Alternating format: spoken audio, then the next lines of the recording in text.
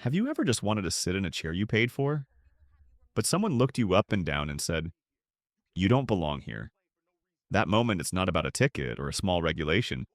It's the feeling of the world pushing you out of the boundaries you've worked your whole life to enter. That night, in the middle of a crowded airport, a black CEO who has spent his life building systems to keep the airline industry safe was asked to leave his first class seat simply because he didn't look like the person sitting there. And he was faced with two paradoxical choices: bow your head and finish the story, or stand up on behalf of millions of people who had to stay silent. If it were you, what would you do? Have you ever been judged by a cold look in your eyes rather than by your true inner worth? Today, this story is not just for listening, it is for each of us to reflect on ourselves. We invite you to join us on a 25-minute journey that changed the aviation industry. If this story resonates with you, please like, share, and subscribe to help spread the word of kindness. Mornings at Denver International Airport have a rhythm all their own. Suitcases roll across the cool stone floor. Announcements blare like the rhythm of a city that never sleeps. Morning sunlight streams through the large glass front windows, casting streaks of light on the hallway carpet. Everything is normal, hurried until that sentence rings out. A sentence cold enough to freeze the air. "Sir, this seat isn't meant for someone like you. Please step back to economy." The voice of 38-year-old Chief Stewardess Catherine Doyle rang out so clearly that people nearby turned around in an instant. Not because it was loud, but because it was sharp. At the front of the first class line, Dr. Malcolm Reid. 45 paused. The first class 1A ticket in his hand dropped a little. He looked up at Catherine. Not angry, not confused, just a slight pang in his heart. A familiar feeling he had experienced many times in his life, though he had tried to forget. He stood there in a simple navy blue shirt. No logos, no fancy accessories. Just an old watch. The glass slightly scratched. A last gift from his late father. He wore it every day. A silent reminder to be kind, even when life sometimes wasn't kind to him. Catherine took a step forward. Her eyes scanned Malcolm from head to toe as if assessing the value of an item. "Sir, this line is for first-class passengers only." Malcolm held up the ticket. For the first time. "I know," he replied softly. "Here's my ticket. Seat 1A." Catherine didn't look at the ticket right away. She stared at Malcolm longer than necessary. Then she looked down at the shiny metal ticket in his hand, the kind Sky West Atlantic only issued to first-class passengers at their highest level. 1 second. 2 seconds. She looked up, pursing her lips. "Could you please step aside? I need to verify this." Her tone was not polite. It was like someone trying to maintain power when it was not necessary. Malcolm calmly replied, "I just want to get on the plane like every other passenger." From behind, a young man's voice rang out, soft but filled with youthful excitement. "Yo, guys, I'm streaming this." He whispered into the phone before raising it higher. "This is crazy." As the live stream began, one viewer, then two, then five. The air around him seemed to tense up a bit as more people paid attention. Humans were like that, even the slightest conflict made them curious. Catherine folded her arms and tilted her head. "Sir, passengers in first class normally dress a bit more professionally. Could you show me another form of verification?" Malcolm felt a slight tightening in his chest, a very small touch on a very old scar. No one could see it, but he felt it. He gave the ticket a second time. "I think the ticket is enough." Catherine didn't touch the ticket. She looked straight at him, her eyes saying, he didn't belong here. A man behind him whispered just loud enough for people nearby to hear. "Maybe he bought the wrong ticket. Happens all the time." Malcolm heard clearly, but he did not turn around. The light from the airport ceiling reflected off his face. Calm. Calm. He was used to these moments. So used to them that he knew if he let his emotions get the best of him, he would lose. And he had sworn to himself long ago never to let anyone take away his peace of mind again. Catherine sighed in annoyance, then finally took the ticket. She turned it over as if examining a suspicious bill. An elderly passenger in the business class at the back narrowed his eyes. "What's going on?" he asked. Another replied immediately, "The flight attendant doesn't think his ticket's real." Catherine held the ticket up to her face, the light from the ceiling hitting the metallic ink, making it glow. But instead of acknowledging the obvious, she said it just looks unusual. Malcolm straightened his back a little, not to fight back, but to keep his dignity from being eroded in front of everyone. Livestream jumped to 200 viewers, then 400, then 900. A few young people stood at a distance, looking at Malcolm with eyes that were both sympathetic and waiting for something to happen, as if they were watching a story that was beginning to touch their own pain. Catherine frowned. "Sir, please step aside. We need to keep the line moving." Malcolm took a deep breath. The smell of coffee wafted from the counter next door. A smell he loved because it reminded him of the mornings his father had spent getting up at 5 to go to work. A small sense of peace amidst the chaos. "I lined up like everyone else," he said, his voice calm. "I did nothing wrong." A short silence. Catherine took another half step forward, lowering her voice as if trying to prove something to herself. "People sometimes try to sneak into first class. I'm just following procedures." Malcolm looked her straight in the eyes.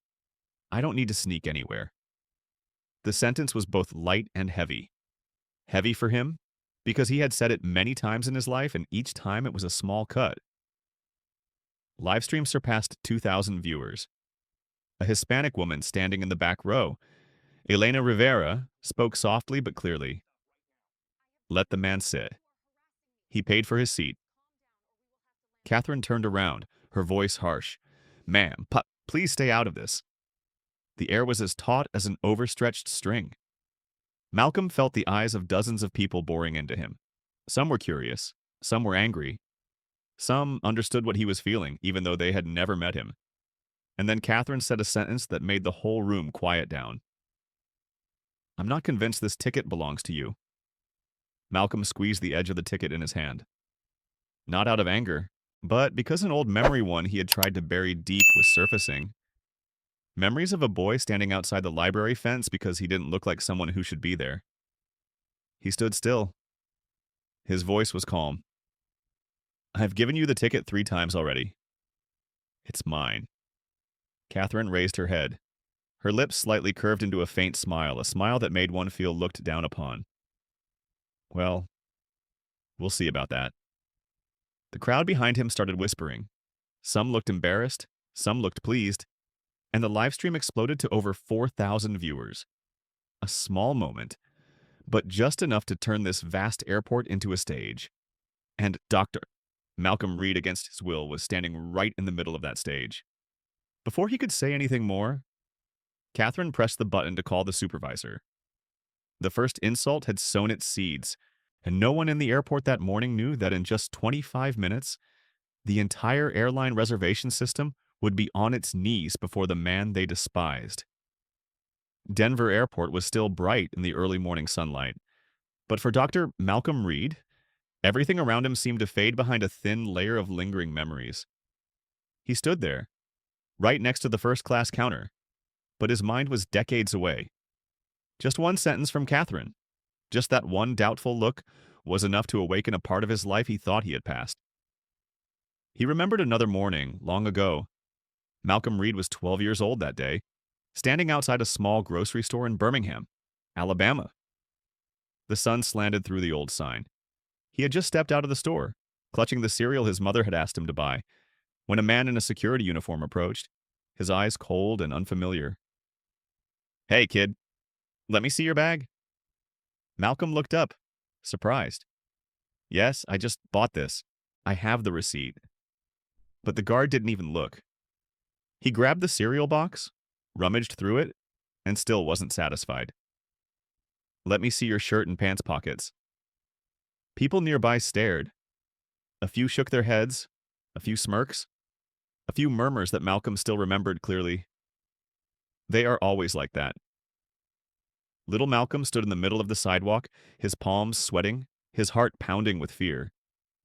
He knew he had done nothing wrong, but he also knew he was not trusted. Until the man saw that there was nothing. He threw the cereal box back and said indifferently, "Remember to behave properly." That sentence, light as a feather, but falling into a child's heart is heavy as a stone. That day, Malcolm brought the cereal home, but he didn't say a word to his mother. Only his father, Robert Reid, saw something strange in his son's forced smile. "What's the matter?" "Son?" Malcolm shook his head. "It's nothing." "Dad, Mr. Robert put his hand on his son's shoulder, his voice deep and warm like the evenings the whole family sat together watching football. "You can be silent with everyone, but don't be silent with yourself." That night, Malcolm lay in bed, the soft yellow light of his nightlight shining on the ceiling. He wondered a question he still occasionally asked himself as an adult. Why do people only look at your skin and never look at the person? A sudden airport loudspeaker brought Malcolm back to reality. He stood still clutching his first-class ticket lightly. There was something different about the morning light no longer warm. It was harsh, like a spotlight shining on him amid dozens of unfamiliar eyes.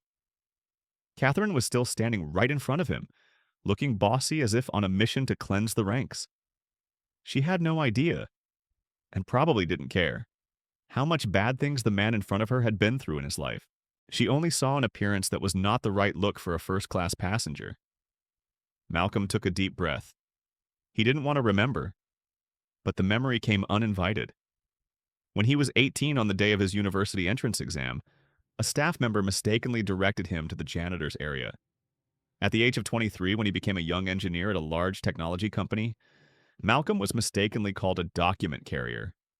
At the age of 26, a police officer asked him to put his hands on the hood because he parked his car in front of his house without taking his keys when he went out for 5 minutes. He had suffered enough, but he didn't let it consume him. He grew up. He persisted.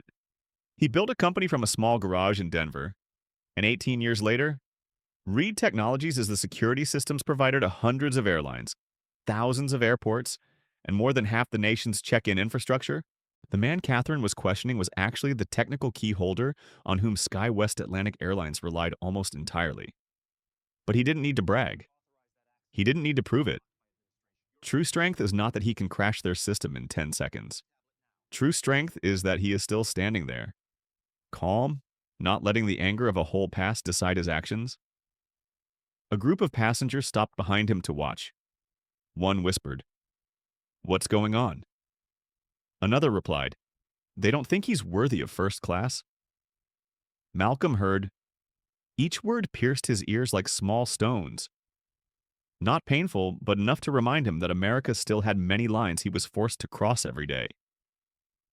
A young man live-streamed and spoke softly but clearly. "Chat is going crazy. People are saying this is blatant discrimination." Malcolm didn't care about live streaming. He didn't want to make a fuss. He just wanted to get on a plane, go to Washington, D.C., sign a major national security deal, and go home tonight.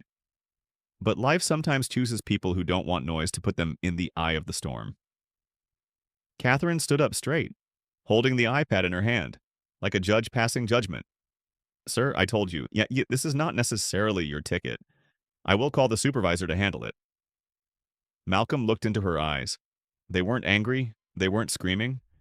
They were calm but hard, as if he'd learned to hold on to his last piece amid the storms. He said softly, "I will wait." Just 3 words, but they carried a great weight, the weight of the wounds he carried all his life, and also the weight of the calm he had cultivated over the years.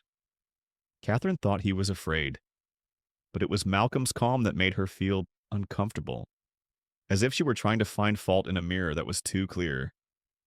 The livestream jumped to 3,000 viewers, then 5,000. Comments poured in.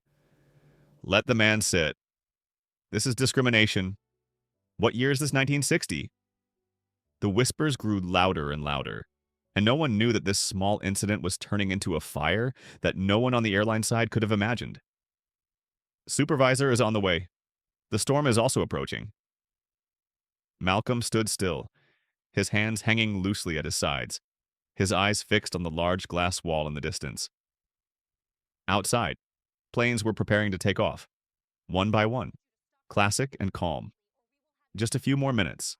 That peace will be gone. The airport loudspeaker still blared, but in the Sky West Atlantic boarding area, the atmosphere had changed. It was no longer the familiar rush of the morning, but something thicker, like a fog of suspicion creeping slowly across the carpet. Dr. Malcolm Reid stood still holding his first-class 1A ticket in both hands. His posture was straight but not strained, like the old oak tree in the middle of the park, steadfast, steady, no matter how strong the wind. Catherine Doyle glanced at him occasionally, her eyes a mixture of wariness, confusion, and a little discomfort. She couldn't quite name the feeling, but it felt like someone was challenging her authority without saying a word. A minute later, Ben Harper, the boarding supervisor, appeared from the end of the hallway. He walked quickly, a large iPad in his hand, his black suit unwrinkled. From a distance, Malcolm could see the impatience in Ben's footsteps. When Ben arrived, Catherine let out a sigh as if she had an ally. Ben, this gentleman is claiming seat 1A. But something feels off. Ben looked Malcolm around. It was a short look, but long enough to indicate he was being judged. Sir, may I see your ticket? Malcolm handed over the ticket. Calmly, here. Ben took it, looked at it for a few seconds. Just as he was about to scan the ticket on his iPad, the screen flickered, then off. Then on. Then red text appeared. System error. Please retry. Ben frowned. Huh, that's odd. Catherine immediately seized the opportunity. See, I told you. Something's wrong with his ticket. Ben tried 3 more times. Each time he failed. Each time the screen flashed a red error as if trying to prove Catherine right. Ben raised his head, his voice starting to get cold, sir. We are not getting confirmation on your boarding data. Malcolm knew why, but he didn't say anything. Not because he wanted to hide it, but because he didn't like to show it off. All his life he had tried to avoid making himself the center of any conflict. He just said softly, maybe the company's system is having problems. This has nothing to do with me. Catherine crossed her arms. Or maybe the ticket doesn't belong to you. Malcolm heard every word, but did not reply. He kept silent because sometimes silence is the only way to retain some dignity in moments when people are trying to put you down. But the crowd was not silent. A man standing 2 rows away, wearing a brown leather jacket, spoke up. What's taking so long? I need to catch a connecting flight. Another person said, just verify his ID. If he can't prove it, move him. These words were not just directed at Malcolm. They were directed at history, at the years when people stood at library fences, bus fences, fences of places where they were told they did not belong. Elena Rivera, the Hispanic woman, took a slight step forward. This is not fair. The man showed his ticket. Catherine turned back. Ma'am, this is between the airline and the passenger. Please step back. Elena was silent, but her eyes remained on Malcolm, a small bit of justice in a crowd that was leaning the other way. The live stream started to grow rapidly, 6,000 then 8,000 viewers. Comments scrolled continuously. This feels wrong. Why does he need extra verification? This is happening too often. Ben tried again. The error was still glowing red. He put the iPad down on the table and looked at Malcolm. Sir, do you have any other form of identification? Something to confirm your purchase? Malcolm knew that question all too well. It wasn't just, do you have more papers? It was, do you have more to prove than others? Just because you don't look like them. He replied softly, oh, the boarding pass is enough. No one before me was asked anything else. Ben changed his position, crossing his arms like Catherine. That's because their boarding information showed up correctly. Catherine added another push, and his didn't. An elderly man behind, Mr. Langford, spoke up, not hiding his irritation. Ben, just move him. He's holding everyone up. Malcolm looked up at the source of the sound. His eyes held no anger. They held a dull, old sadness. He turned back to look at the supervisor. I did nothing wrong. I just stood in line. Gave my ticket like everyone else. If the system failed, It was not my fault. Catherine smacked her lips, looking impatient. Well, maybe the system knows something we don't. A light saying, but full of innuendo. A second cut. Malcolm felt his chest sink. Not from fear, like he had been through worse, but from fatigue. Tired of explaining? Tired of proving himself because people didn't believe his looks. He thought about his father, about what Robert had said one rainy night. You can't change how others see you, but you can choose how you stand. Malcolm stood up straighter. But Ben said, "Sir, without confirmation, we cannot let you board," Catherine added. And honestly, this whole thing feels suspicious. The crowd began to lean toward Catherine. They looked at Malcolm as if he were causing trouble. Livestream exceeded 10,000 viewers. Under the pressure, Malcolm kept breathing. He did not retreat, but he did not react either. And it was that calmness, so calm it was strange, that made Catherine begin to feel more uncomfortable, as if his silence were a silent protest she couldn't control. She said, "Ben, call airport security. If he refuses to comply, we'll have him removed." A loud murmur spread through the crowd. Livestream exploded 15,000 viewers. Malcolm closed his eyes for a second. He felt a cold breeze pass through his chest, a feeling that something was beyond what he could bear any longer. Not because he was weak, but because he had suffered enough in his life. He opened his eyes. His gaze was still soft, but deeper. Catherine had no idea that from the moment she asked to call security, she had unwittingly taken the first step towards something no one at the airline could have imagined. Something that in 15 minutes, everyone will have to bow their heads and admit. The usually noisy boarding area suddenly became strangely quiet. No one spoke loudly, but small whispers rang out everywhere like needles pricking the air. All pointed to one point where Dr. Malcolm Reid stood, calm but lost in the rising tide of public opinion. Catherine Doyle crossed her arms over her chest, leaning slightly toward Malcolm as if blocking his way. Though she didn't say it, her eyes said it all. She believed she was doing the right thing. She believed her authority allowed her to judge. And worse, she believed the man before her didn't belong in seat 1A. Ben Harper, the supervisor, stood next to her. He tapped his finger on the edge of his iPad, which had gone dark due to a system error. Ben's face showed annoyance, but not at Catherine, at Malcolm, who was disrupting the steady rhythm he was accustomed to. "Sir," Ben said stiffly, "I ask you to cooperate. Without verification of the information in the system, we cannot allow you to board the plane." Malcolm inhaled slowly. He wasn't a hothead, never had been. But the way Ben said you instead of he, the way Catherine stood in his way, the way the surrounding eyes looked at him as if they were looking at a suspect, it all piled up as an invisible burden on his shoulders. "I gave my boarding pass," Malcolm said calmly. "I didn't see anyone before me who needed further verification." Catherine smiled faintly. "Well, maybe none of them had a ticket error?" "System error," Malcolm replied lightly. "Not mine." A middle-aged man behind interrupted angrily. "Look, we're going to be late. Just check his ID or something." Ben immediately took to the idea, as if it opened up an easier path for him to take. "That's right. Sir, give me another form of identification. Driver's license? Passport? Something." Malcolm was silent for a few seconds. He knew the request was correct in terms of procedure, but the question was, why was he the only one being asked? Why was suspicion always directed at him first? Why did a valid ticket become an excuse for people to reveal their deepest prejudices? He looked at Ben.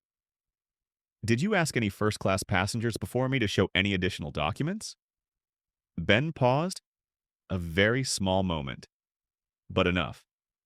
Catherine interrupted, her voice more sour. "He is refusing verification." "That's already suspicious." Elena Rivera, the Hispanic woman from earlier, took a half-step forward.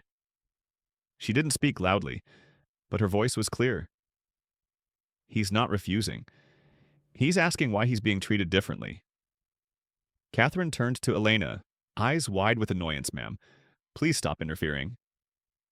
Elena didn't reply, but her eyes turned to Malcolm, a look of sharing, of sympathy. A sympathy that, in that moment, made Malcolm feel not entirely alone. The live stream from the young man standing far away also skyrocketed $13,000, $15,000, then nearly 18,000 viewers. Comments flooded in, "Why only him? This feels so wrong. Bro, is this 2024 or 1964? Ben didn't notice the live stream. Neither did Catherine. They just saw a case to be dealt with. A problem. A hindrance. Sir, Ben said, growing impatient, I demand that you hand over the papers immediately. Malcolm looked straight at the supervisor. His gaze was not harsh, not spiteful. It was calm and deep, like an old pond that had seen enough storms to know what it meant to remain calm. I will present it when all first-class passengers are checked like me. Ben gritted his teeth. You have no right to set conditions here. Catherine added, Yes. Here. We decide. The remark cut like a cold knife. Not just at Malcolm, but at the memories that had made him feel small, unwanted, and misjudged from his childhood to his adulthood. He squeezed the boarding pass lightly in his hand. Behind, Mr. Langford spoke again. Ben, remove him. This is ridiculous. There were scattered nods. A few tired sighs. A few people looked at Malcolm reproachfully because they were late. The crowd began to lean towards the decision to kick him down. Malcolm felt the pressure like an invisible wall pushing him back, but he didn't. He stood firm, straight-backed, calm. It was the unyielding silence that troubled Catherine more than anything. It was as if she were facing a wall her power was not strong enough to knock down. Ben sighed and pulled out his walkie-talkie. I'm calling airport security. Someone in line started saying, Oh God. Someone else turned on their phone to record a video, and the comments on the live stream exploded. He didn't do anything? This is going to blow up. They're calling security.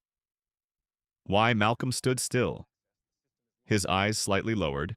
It was a brief moment, but so profound that the live stream captured the change, the weariness in the gaze of someone so used to being doubted, so used to explaining himself, so used to being seen as out of place.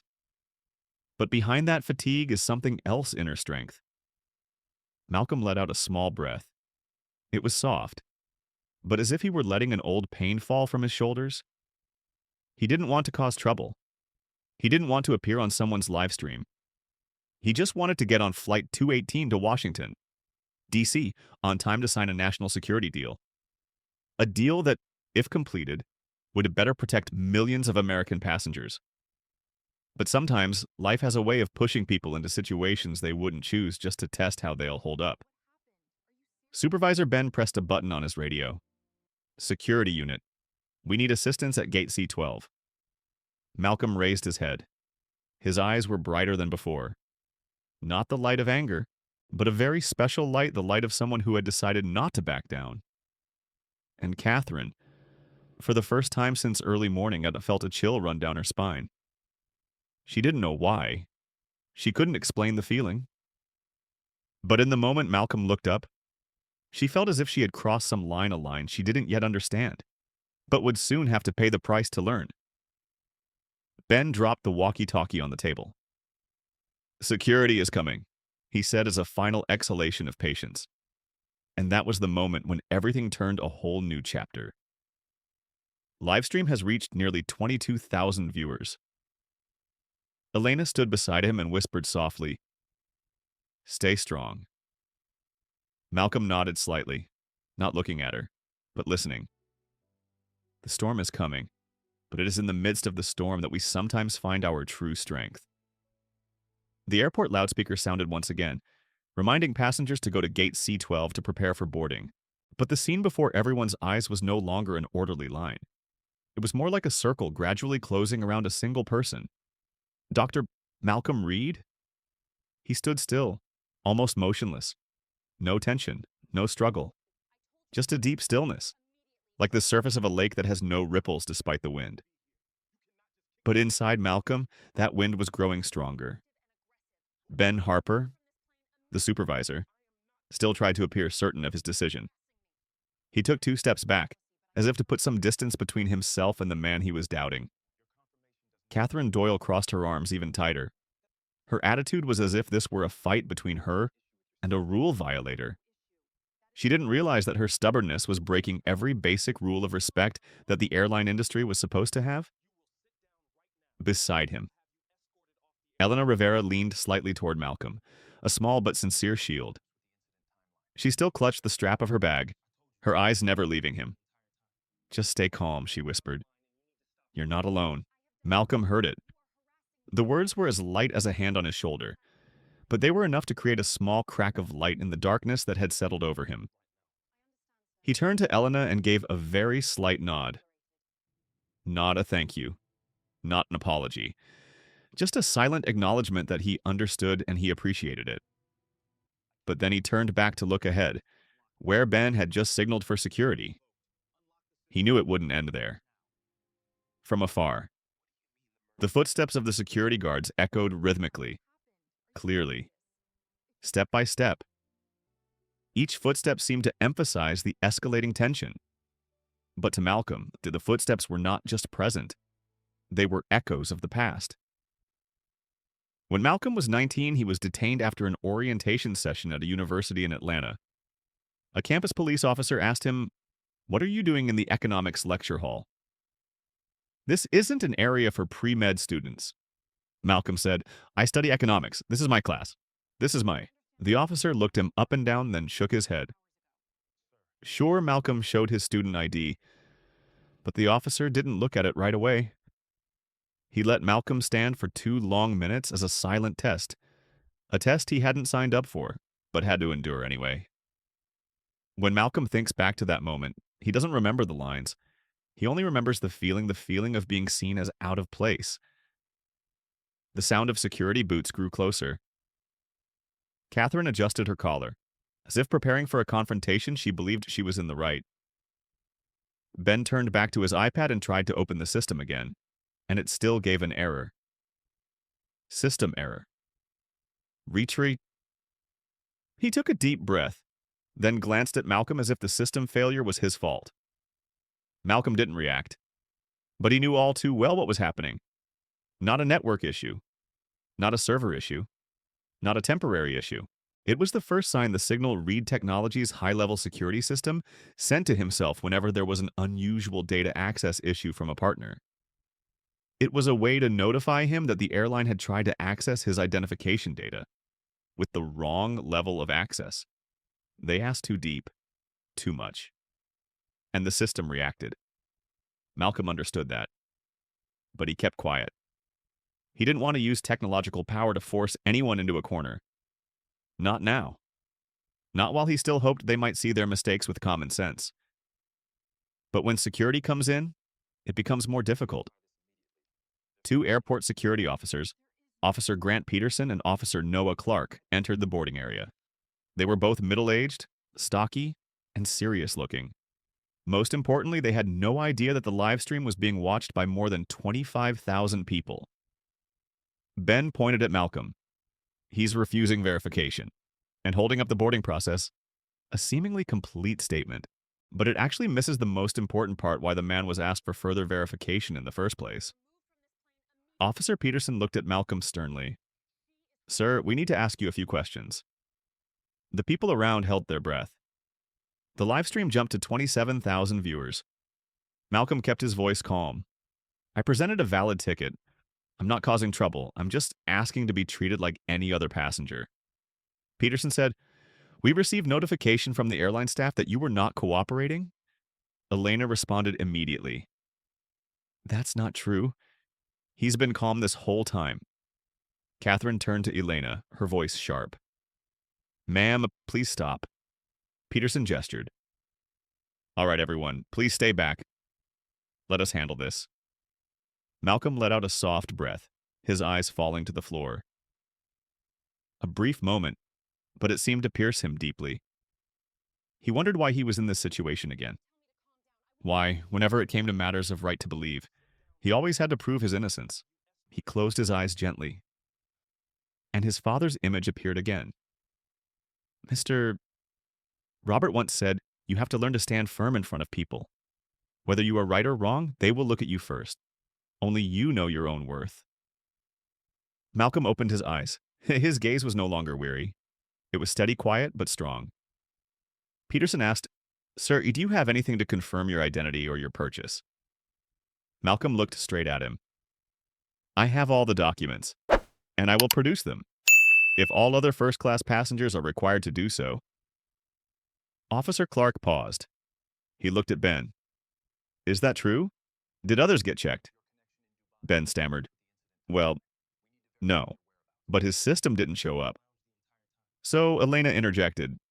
"It didn't show up because the system glitched, not because of him." Catherine interrupted. "We can't take that chance." Malcolm slowly turned to Catherine, facing her directly for the first time from a very close distance. Chance? Or prejudice? The question silenced the boarding area. Not a whisper, not a movement. Only the hearts of those involved were beating faster. Malcolm continued, his voice low and direct. "I'm not asking for special privileges, I'm asking for fairness. And if fairness means checking everything, I'll present the papers without hesitation." Peterson and Clark looked at each other. They both knew this was more than just an uncooperative passenger. It was something bigger. And they were beginning to feel it in the air, in the eyes of the people, in the quiet pressure that was building on the platform. Livestream exceeded 30,000 people. Catherine remained upright, but a trace of unease appeared in her eyes. Peterson lowered his voice. "Sir, we just want to get this over with as quickly as possible." Malcolm replied, "Me too. But I won't let myself be treated like I'm out of place again." A light remark, but it was like a slash through the space between them. Clark looked into Malcolm's eyes. He saw something of very old, deeply hidden pain. Not defiance, not arrogance, just a man who had suffered too much. And today he was willing to endure no more. Ben impatiently interrupted officers. "Can you please remove him? We're late." Peterson didn't answer right away. Nor did Clark. They both looked at Malcolm, then at the crowd, then at the red error message on the iPad. There was a long moment of silence. It was as if the whole world was holding its breath. Malcolm knew it. This was the moment of reckoning. Either they would pull him down, or they would be forced to reconsider everything. He stood up straight. His eyes were deep and calm. "What do you want from me?" Malcolm asked. Catherine replied instead, "We want to prove you deserve first class." A small gasp echoed through the area, and inside Malcolm, something cracked. Not anger, not agitation, but a dull pain so deep that he could feel it pushing him closer to a limit he didn't want to cross. But then he said, his voice as light as a breath, "What did you just say?" Catherine repeated without hesitation. "You have to prove yourself worthy." The words fell to the ground like a heavy block of metal, ringing in Malcolm's heart like a bell of memory. A 12-year-old child standing in front of a grocery store, a 19-year-old student standing in front of a classroom, a 23-year-old young engineer standing in front of a company gate, a 45-year-old grown man standing right in the middle of Denver International Airport. He stood in all those places, hearing the same message repeated in different forms. Prove it. Show us. Are you worthy? Malcolm closed his eyes slightly. 1 beat, 2 beats. Then he opened his eyes. That look, the look of someone who'd had enough, made Ben take an involuntary step back. Catherine swallowed hard. Peterson stood up straighter. Clark gripped the radio. Livestream exploded 35,000 people. In that moment, Malcolm understood that. If they continue to push him out of prejudice, he will be forced to push back, but in a way that neither they nor the airline could have imagined. Gate C12 gradually became the center of attention. The hurried passengers slowed down as they saw the crowd gathering. The sounds of footsteps, suitcases being dragged across the carpet, the airport loudspeakers, all blended together but still could not drown out the tension that hung in the air. Dr. Malcolm Reid remained standing, his back straight, his hands hanging loosely at his sides. But this silence was no longer meekness. It was the silence of someone waiting for a final limit, a limit beyond which nothing would ever be the same again. Catherine Doyle looked at him with a hard gaze. She was no longer as calm as she had been before. There was something in Malcolm's eyes that made her feel as if she were standing before a deep abyss whose bottom she could not see. Ben Harper was more impatient than ever. He kept glancing at his watch, then at the passenger list on his iPad. But the system kept crashing, flashing red error. Red error? Red error. Little did he know that each of those words was making the situation spiral further out of control. In the distance, people began to stand up in the waiting area. Some held up their phones to record. Some whispered, "Is this racial profiling? Why are they treating him like that? He's been calm the whole time." The number of live stream viewers has now exceeded 40,000, but Malcolm didn't care about the cameras. He could see only one thing clearly: their skepticism was twisting the truth, turning him into something he wasn't. A threat. Peterson, one of the two security officers, stepped closer. "Sir, if you cooperate, we can solve this quickly." Malcolm looked at him. "I cooperated. I gave my ticket. I waited. I asked for only one thing: to be treated like everyone else."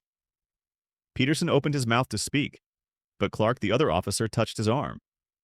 Clark studied Malcolm more closely, his eyes no longer suspicious, but thoughtful. "Did they ask for any other first-class passengers' papers?" Clark asked Ben. Ben avoided eye contact. "I haven't." But in his case, Clark interrupted softly. "But clearly, what makes his case different from the others?"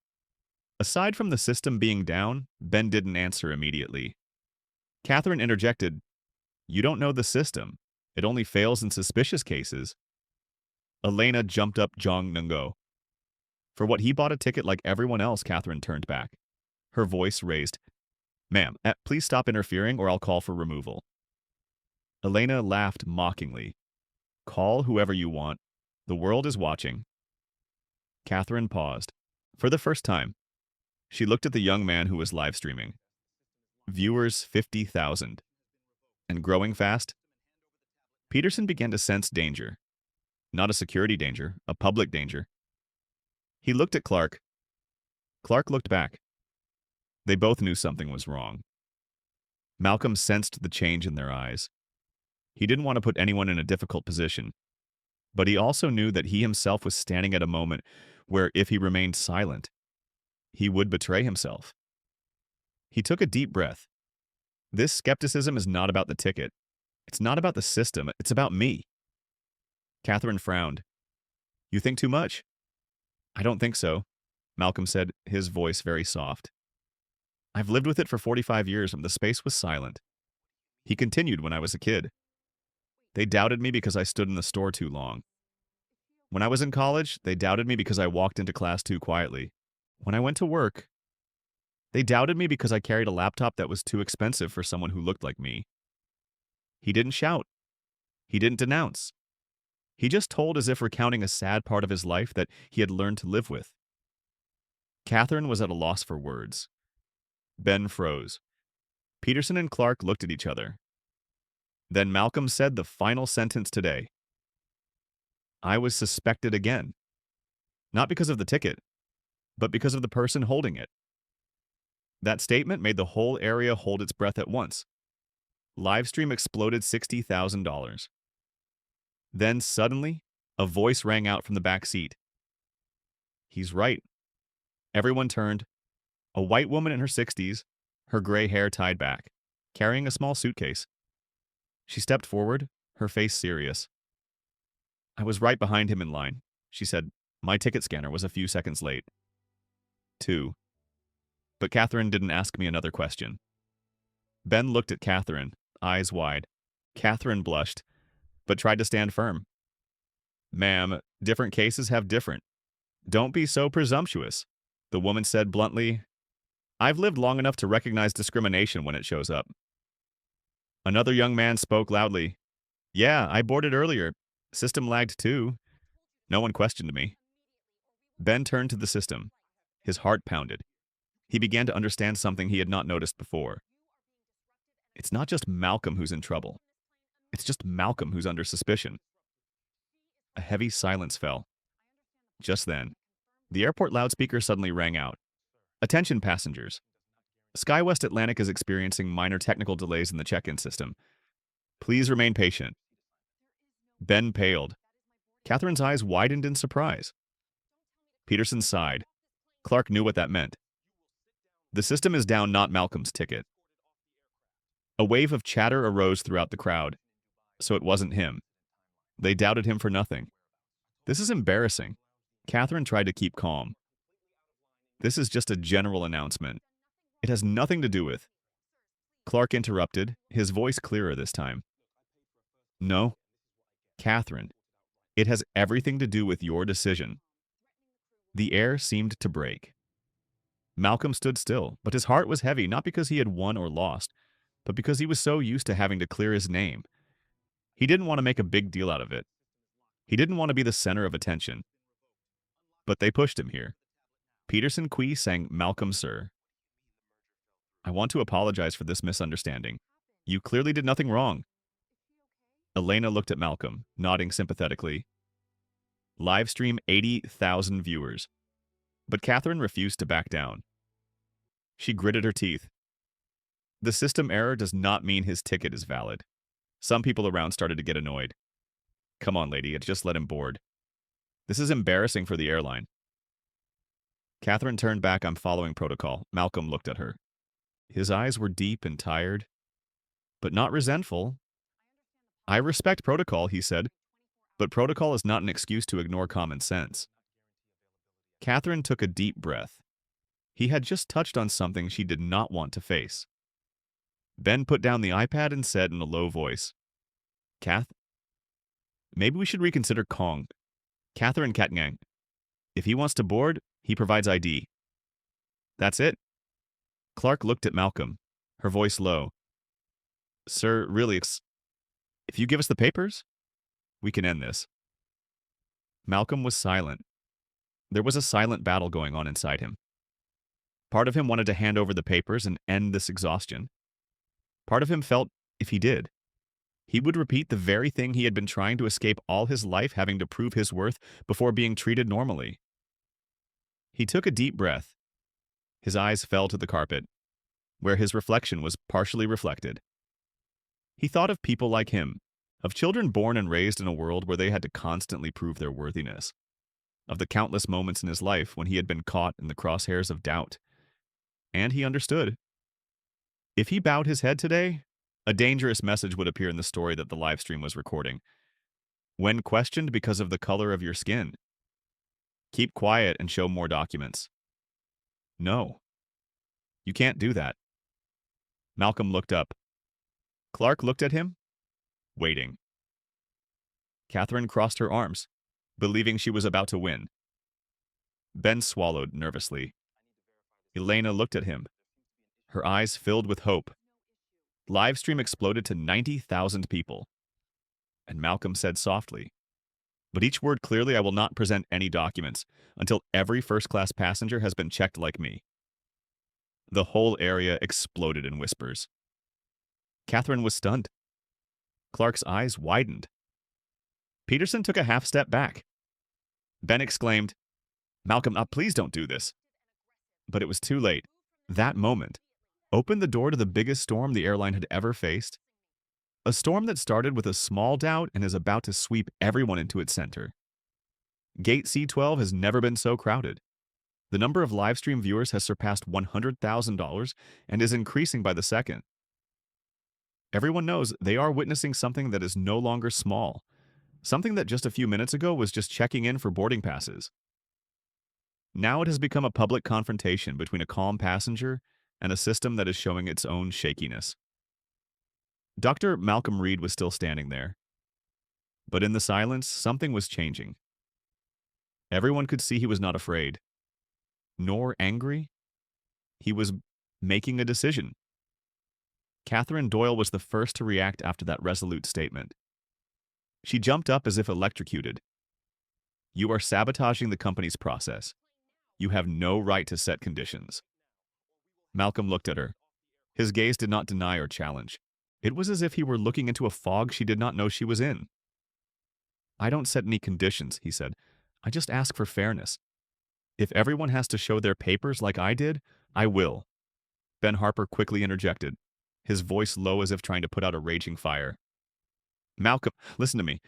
If you show me your ID, I guarantee you'll get on the plane. No one wants this to drag on any longer.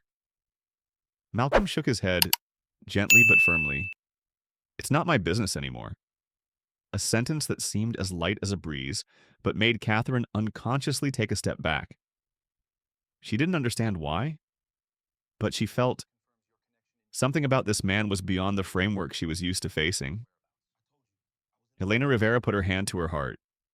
She didn't speak, but her eyes followed Malcolm with sympathy.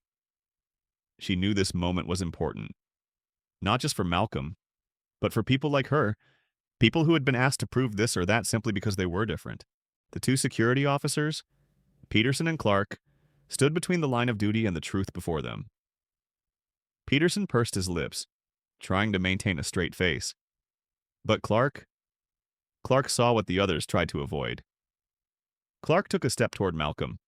Sir, I understand you don't want to be treated differently, but we need a solution here. Malcolm looked straight at Clark. The solution cannot be for me to bow my head and cover up other people's mistakes. Clark swallowed, but didn't reply. Peterson interjected. Sir, we received a request from the airline. We are just following the procedure, Malcolm asked softly. Does the protocol say that only certain people need to be suspected? Catherine immediately interrupted. No one doubts you because Elena said loudly, her voice harsh. Because of what? Catherine, because of what? Catherine paused, a short silence, but short enough to be dangerous. Elena took a step forward. Say it. Tell me why. Catherine paled. Ben looked around, realizing things were getting worse by the minute. But Catherine clings to the last power she believes she has. I don't need to explain to you I represent the company. I'm protecting the passengers?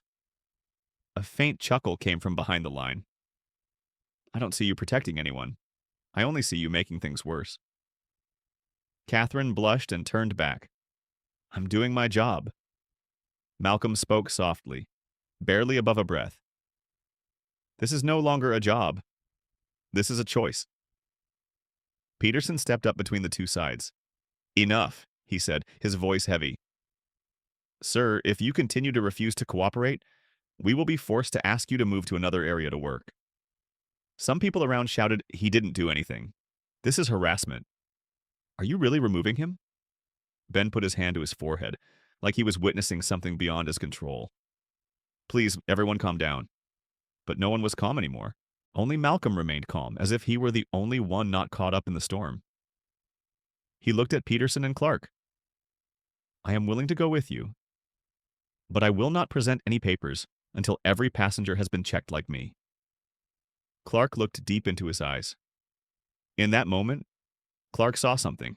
Few people saw a man standing up to old prejudices, but no longer bowing.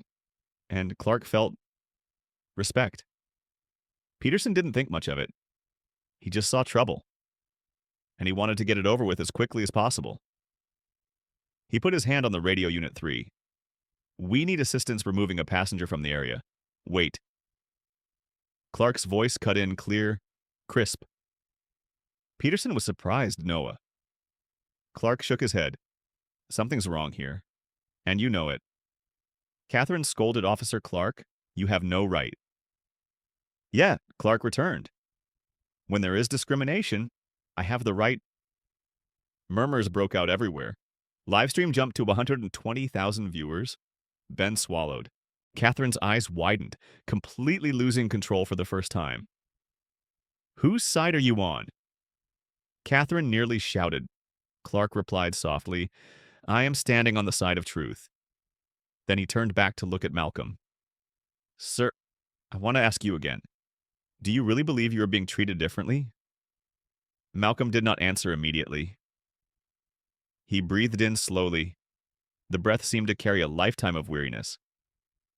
When you ask yourself that question so many times in your life, Malcolm said, you begin to understand that the problem isn't the question. but why you're always the one being asked. The space was filled with a very heavy silence. There was a silence that made Catherine feel like she was about to fall. Ben felt like he was standing on thin ice. Peterson felt like someone was watching his every move. Clark knew he had just made a difficult choice, and viewers of the livestream felt they were witnessing history in real life, just when things seemed to reach their limit. The loudspeaker rang out Gate C12, now boarding first class and priority passengers. As a satire on the situation at hand, Ben grimaced. They're starting boarding. Oh, God. Catherine took advantage of that opportunity and tried to regain control. Good. We're boarding. Officers, remove him now. He is interfering with boarding protocol. Peterson took a deep breath, preparing to step toward Malcolm. But Clark put up a hand to stop him. Grant, stop. You're making a mistake. Peterson Quee sang, "We can't delay a full flight for this." Clark replied, "Then fix it. Not by removing the wrong man." A small firecracker went off from the crowd. Someone clapped, then another, then several more. Not for Malcolm, for fairness. Catherine almost trembled with anger. This is insane. He's one man. We can't risk delaying a whole. Malcolm said softly, "Interrupting one person is enough." That sentence was like the last breath on the smoldering fire. Peterson looked at Clark, then at Catherine, then at Malcolm. He was at the center of a situation he knew if he handled it wrong. Not only would he pay, but the entire airline would pay. He rubbed his forehead. Fine. Peterson Noy, we try again. Let's verify from the system. Ben immediately turned on his iPad. Catherine stood nearby, tense.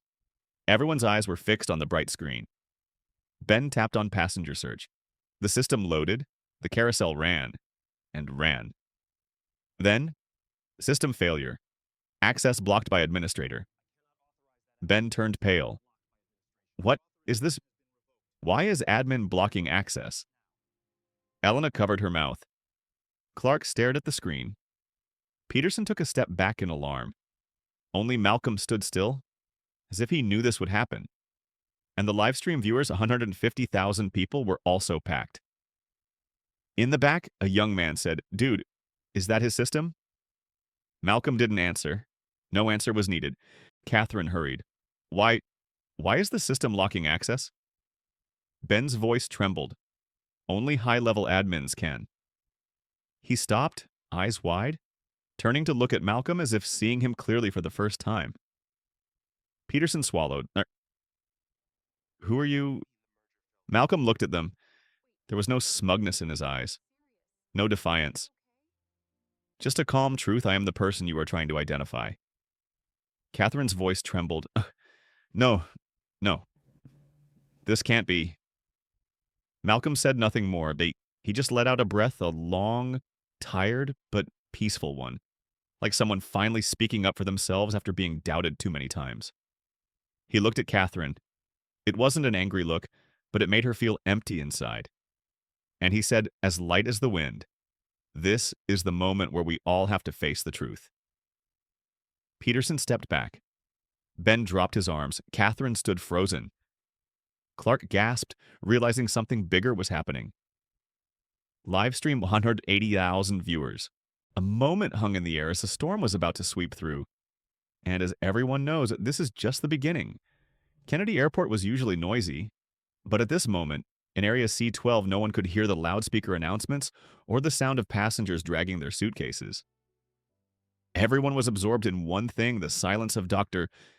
Malcolm Reid, a silence so heavy that even his light breath seemed to press down on the chests of those around him. On Ben Harper's iPad screen, the faint red text still appeared, "System failure? Access blocked by administrator." Ben stood frozen in place, as if it took him a few seconds to comprehend what was happening to the system he had worked in for over a decade. Catherine took a step back, her mouth open but unable to speak. Elena Rivera put her hand to her mouth, and the other passengers pressed forward, trying to see what was about to happen.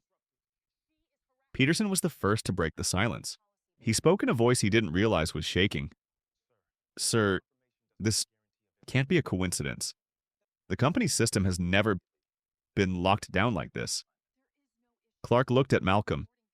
His eyes were deep, as if trying to see into the inner layers of the man before him. Can you explain? Clark asked, softly but clearly. Malcolm didn't answer right away. He closed his eyes for a few seconds, like someone about to open a door he'd been trying to keep shut for years. When he opened them again, they were no longer just the eyes of a passenger. They carried the gravity of someone who could turn the system. I didn't want this to happen here, Malcolm said slowly. But you guys took it too far. Catherine took a half step forward, her voice still harsh but now mixed with fear. Are you trying to threaten us? Malcolm looked at her. His gaze was not threatening, but it pointed to the truth she had not yet seen. No, I'm not threatening, Malcolm said. I just don't want to use my power.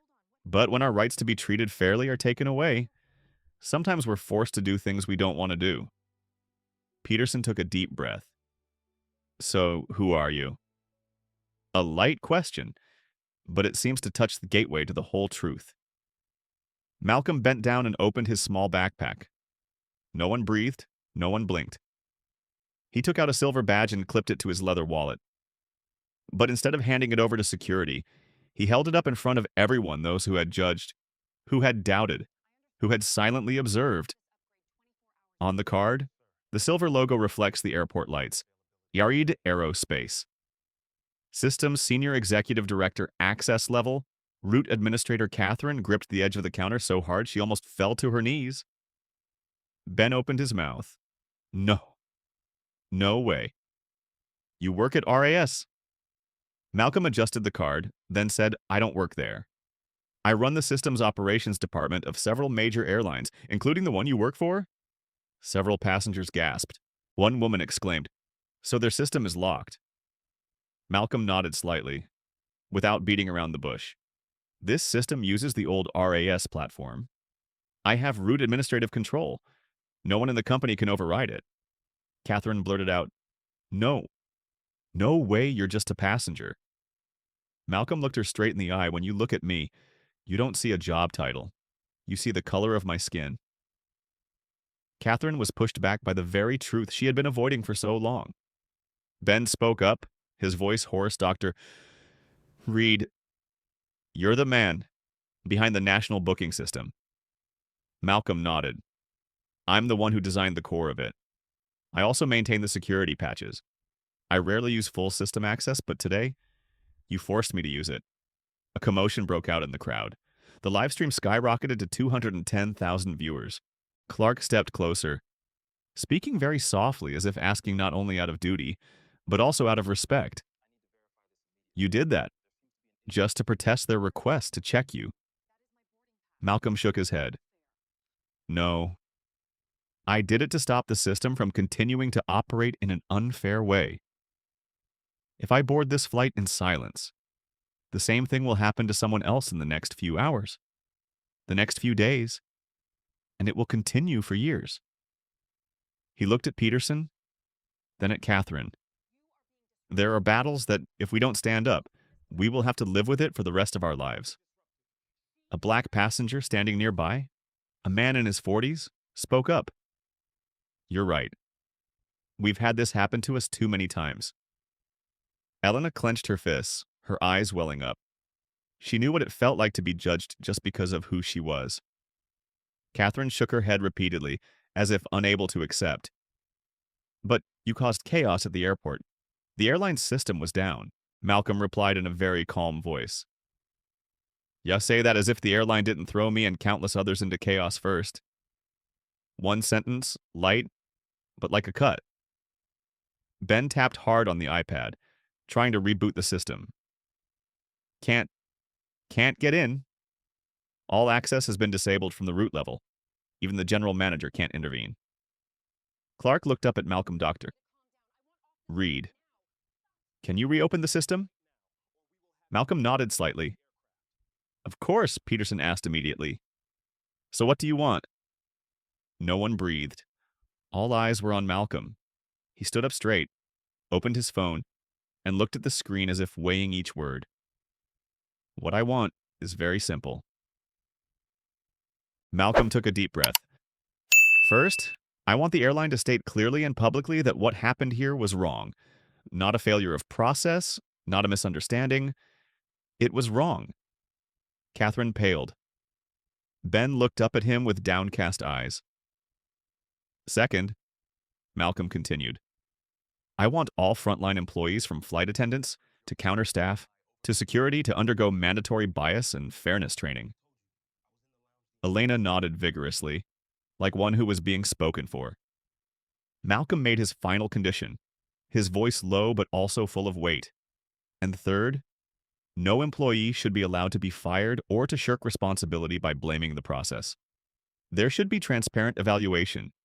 No one, even those who are wrong, should be left behind. Catherine looked up, surprised. Why do you want to save us? Malcolm smiled, but it was a sad smile. Because justice is not about revenge. It is about repair. The whole area fell silent, a kind of silence that made people think about themselves. Clark said, and what if they don't agree? Malcolm locked his phone. If they don't agree, I will keep the system closed until they understand that there is a price to pay for being treated unfairly. Peterson swallowed, looked around, and asked, You have that much power? Malcolm was not arrogant. He just looked at the facts. Power doesn't come from having a title. It comes from being willing to stand up for what's right, even if you have to stand alone. A few passengers nodded. Some applauded, lightly but with emotion. Catherine sat down in her chair, her hands shaking. Not because she was afraid of Malcolm, but because she was afraid of finally having to face what she had helped create. Ben sighed. Somewhat bitterly, I know. The company will have to call you soon. Malcolm replied. They called. He held up the phone. The screen read, Incoming call. Corporate Operations, Global Skyways Airlines. Everyone held their breath. Malcolm clicked accept. He put the phone to his ear. There was silence for a few seconds. Then he said, his voice calm, Yes, I'm right here at C12. And if you want me to unlock the system, we need to talk now. A huge buzz went around. The live stream surpassed 260,000 people. Peterson stood back, eyes wide as if he couldn't believe what he was witnessing. Catherine bowed her head, revealing a tense and frightened face for the first time. She had nowhere to hide.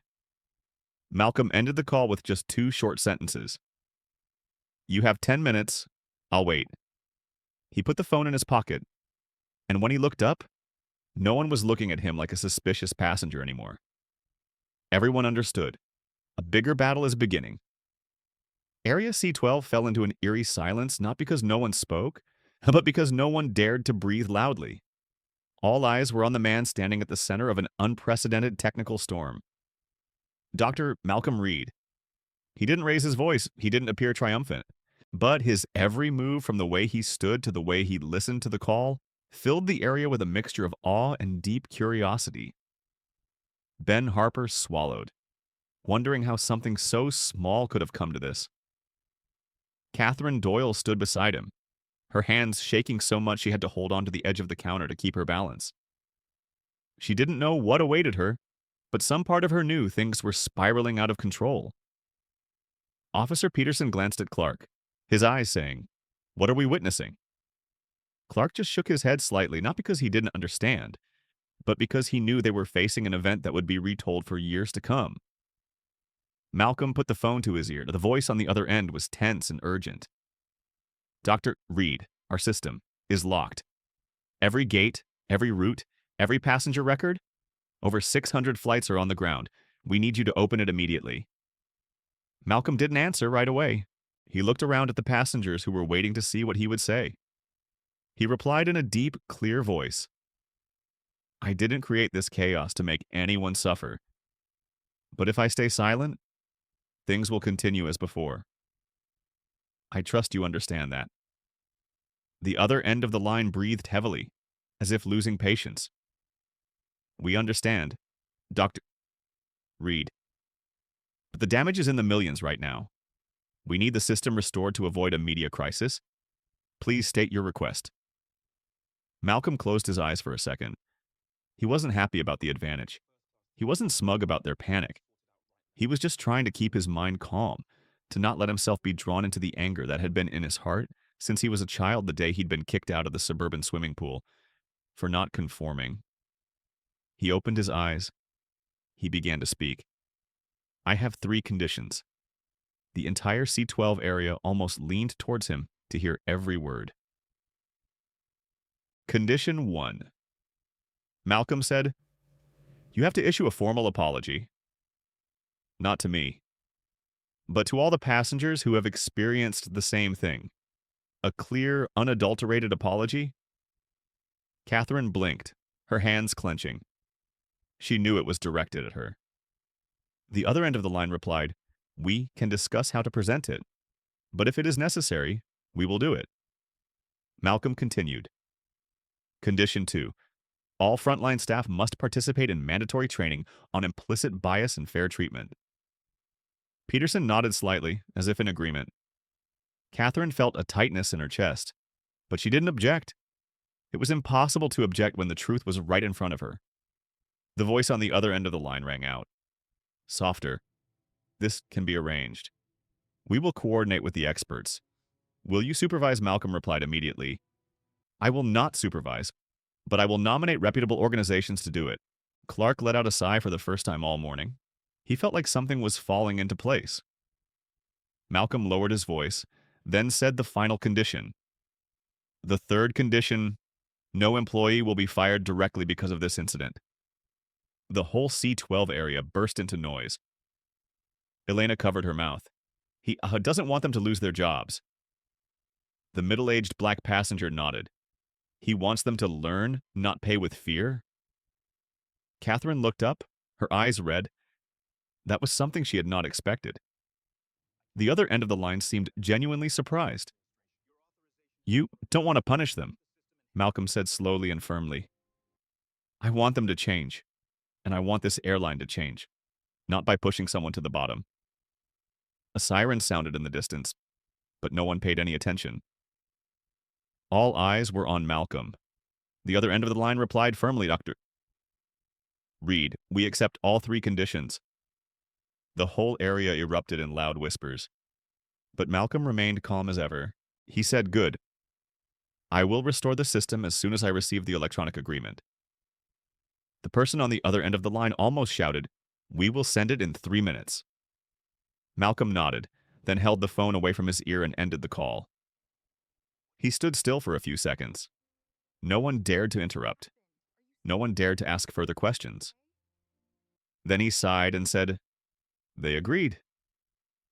A gentle ripple passed through the crowd. Not a cheer. More like dozens of people had been rescued from an unforeseen storm. But the person who reacted the most strongly was not Ben, not Peterson, nor the passenger who was live streaming. That is Catherine. She took a step toward Malcolm, her previous cold demeanor gone. Her voice was hoarse, small, and trembling. Why are you protecting us? I offended you, and I was wrong. Malcolm looked at her, his eyes calm but also containing a deep sadness. Because I was wrong, and I was forgiven, and I was. Catherine covered her mouth, tears flowing uncontrollably. You didn't have to do that. Malcolm shook his head. We all have to do that. If we want things to get better. Ben Harper approached, heavy but sincere. Dr. Reid, I apologize too. I was hasty in my judgment. Malcolm looked at Ben. No nod. No shake. Just say what matters is what you do after you apologize. The surrounding passengers of all skin colors fell silent. A rare moment where people actually looked at each other with human eyes, not with invisible prejudices. A ding came from Malcolm's phone. He opened the screen, looked at it briefly, then said, the agreement has been sent. No one said anything. Everyone just watched. Malcolm typed a few things into his phone. Very quickly. Very neatly. He pressed one last command. On Ben's iPad. The red text disappeared so quickly that Ben was startled. The screen flashes to the familiar blue system restored all functions. Normal, Ben spoke up. Oh my God. Clark leaned forward to look. You reopened everything with just one command. Malcolm crossed his arms. That's how the system works when you have root privileges, Peterson asked softly. Are you going to get on this flight? Malcolm smiled slightly. If you still let me up. Elena laughed, tears still in her eyes. You have to come up. You saved our morning.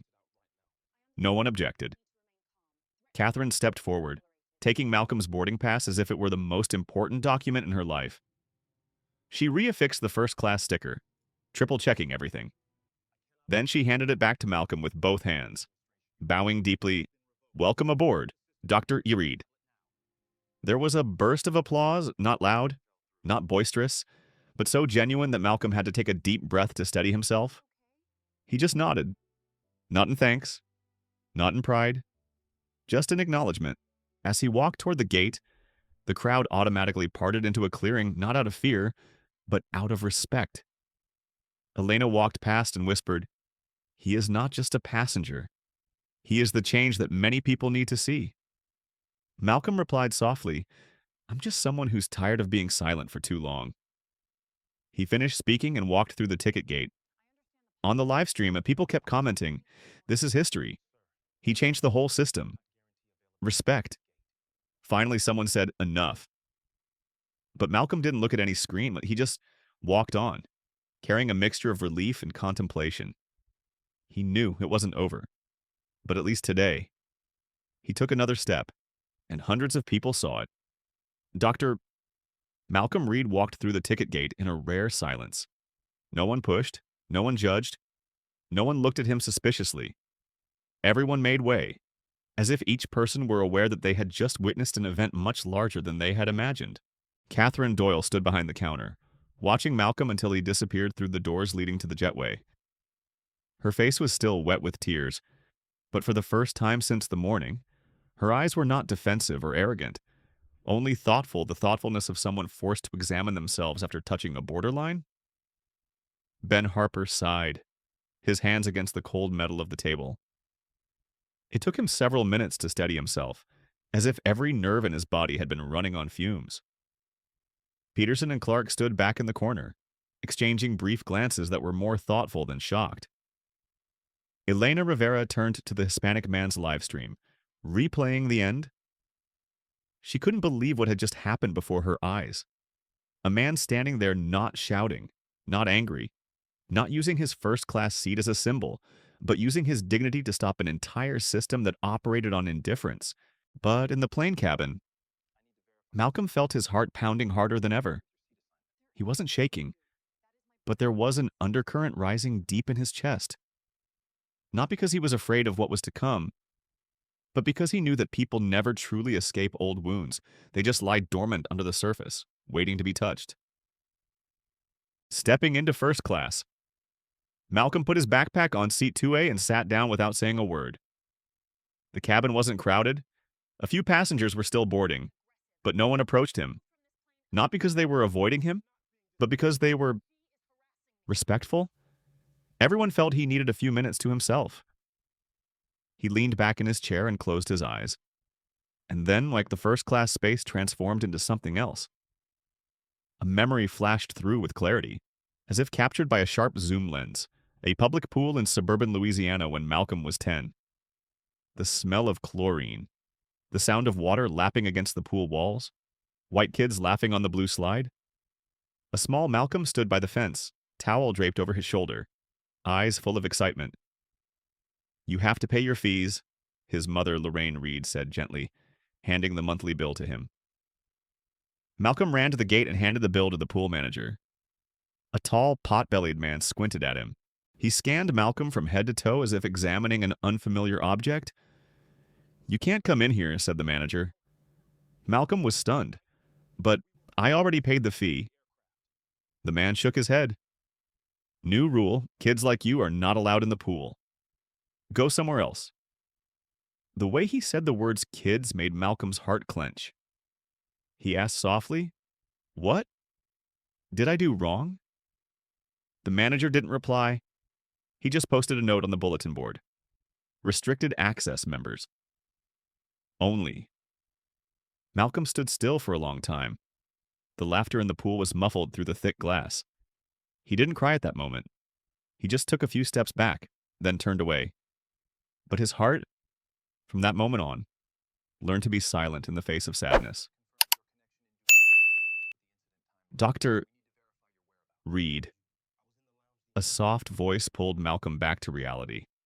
He opened his eyes. Catherine Doyle stood in front of the first-class row, her hands clasped together. She no longer had the tough air of a head stewardess. She looked like an ordinary woman trying to come to terms with her mistake. Malcolm looked at her, saying nothing. Mr. Reid. Catherine swallowed. I want to apologize to you. Not just for what I said, but for I looked at you and didn't see a person. Malcolm didn't answer. He wanted her to finish. Catherine continued. Her voice choked. I've been a flight attendant for almost 14 years. I've had difficult passengers, troublemakers, and I thought I knew all kinds of people. But this morning, I realized the worst thing isn't the difficult passenger. It's when I think I have the right to judge someone. There was a long silence. Malcolm said softly. Very softly, I don't need you to feel guilty. I need you to understand how it all started. Catherine nodded. You gave me that chance, Malcolm replied. The opportunity to correct mistakes is always more important than the punishment. Catherine bowed deeply. Thank you. Then she backed away, not bothering him anymore. Malcolm flipped open his phone. A few seconds later, a text message from the airline appeared. The public apology will be posted in 12 minutes. Would you like to review it first? Malcolm read, then replied, just be honest. No beating around the bush. Less than a minute later, the draft appeared. Malcolm read each line, each word, then stopped when he reached the part we apologize for the actions of the staff at C12. He circled that line and replied, correction. We apologize for the way our system treated passengers. Don't blame individuals. The other end of the line only texted back 3 words. We understand. Inside the cabin, passengers continued to settle into their seats. No one made a loud noise. No one seemed upset about the delay. In contrast, everyone saw Malcolm through the eyes of someone who had seen something rare, that a man could be strong without being loud, that he could change a system with sheer persistence, and that he could teach a lesson without humiliating anyone. Elena Rivera entered the cabin. Catching sight of Malcolm, she smiled. I saw the news. They're on CNN. Do you know what you did? Malcolm replied softly. I just want some black kid not to have to go through what I went through. Elena put her hands on the arm of his chair, her voice warm. He did more than that. He gave a lot of people today a reason to believe that they, too, are worthy of respect. Malcolm just smiled. It was not a proud smile. It was the smile of a man who had just lifted a burden that had been weighing him down for years. The cabin speaker blared. Ladies and gentlemen, boarding for Flight 218 to Washington, D.C. is completing. We will depart shortly. The entire cabin turned to look at Malcolm, a black passenger in a gray blazer, sitting quietly in row 2A, who had just forced a giant airline to change its policy with just the truth. But just when everyone thought it was over, Malcolm's phone rang. He opened it. A new email. From Cobalt Aviation Alliance, America's largest airline alliance subject. We want to meet with you today. Malcolm frowned slightly. He opened the letter. Dr. Reid. We have seen the entire incident at C12. If the system you designed can be locked down with just one command, we need to talk to you immediately. We want to invite you to cooperate on a level you have never thought of. Malcolm breathed slowly. He knew it would go far, but he didn't expect it to spread this fast. He looked out the window. The sky outside was turning a pale yellow of noon. Everything was calm, a stark contrast to the chaos of the past few hours. Peterson appeared at the cabin door before leaving the plane. He lightly touched Malcolm's seat and whispered, "Reid, I don't know what else to say other than thank you for not turning this into a revenge." Malcolm looked at him, his voice calm. "We only lose when we remain silent." Peterson nodded deeply, as if that statement touched some corner inside him. The plane began to taxi slowly down the runway. The cabin shook slightly. Malcolm leaned his head back in his seat and closed his eyes for a moment, but his phone vibrated again. A new announcement. The airline posted a public apology. Within 3 minutes, the hashtag #StandWithReid was trending on social media. Attached is a text message from an unknown number. "You just set a new precedent. We stand with you." Malcolm stared at the words longer than he should have. Not because he liked them, not because they made him feel more important, but because he understood a small seed had just been planted not by his power, but by the witness of all those who this morning had been forced to face the truth. He put the phone down on the small table next to the chair. The flight began to accelerate.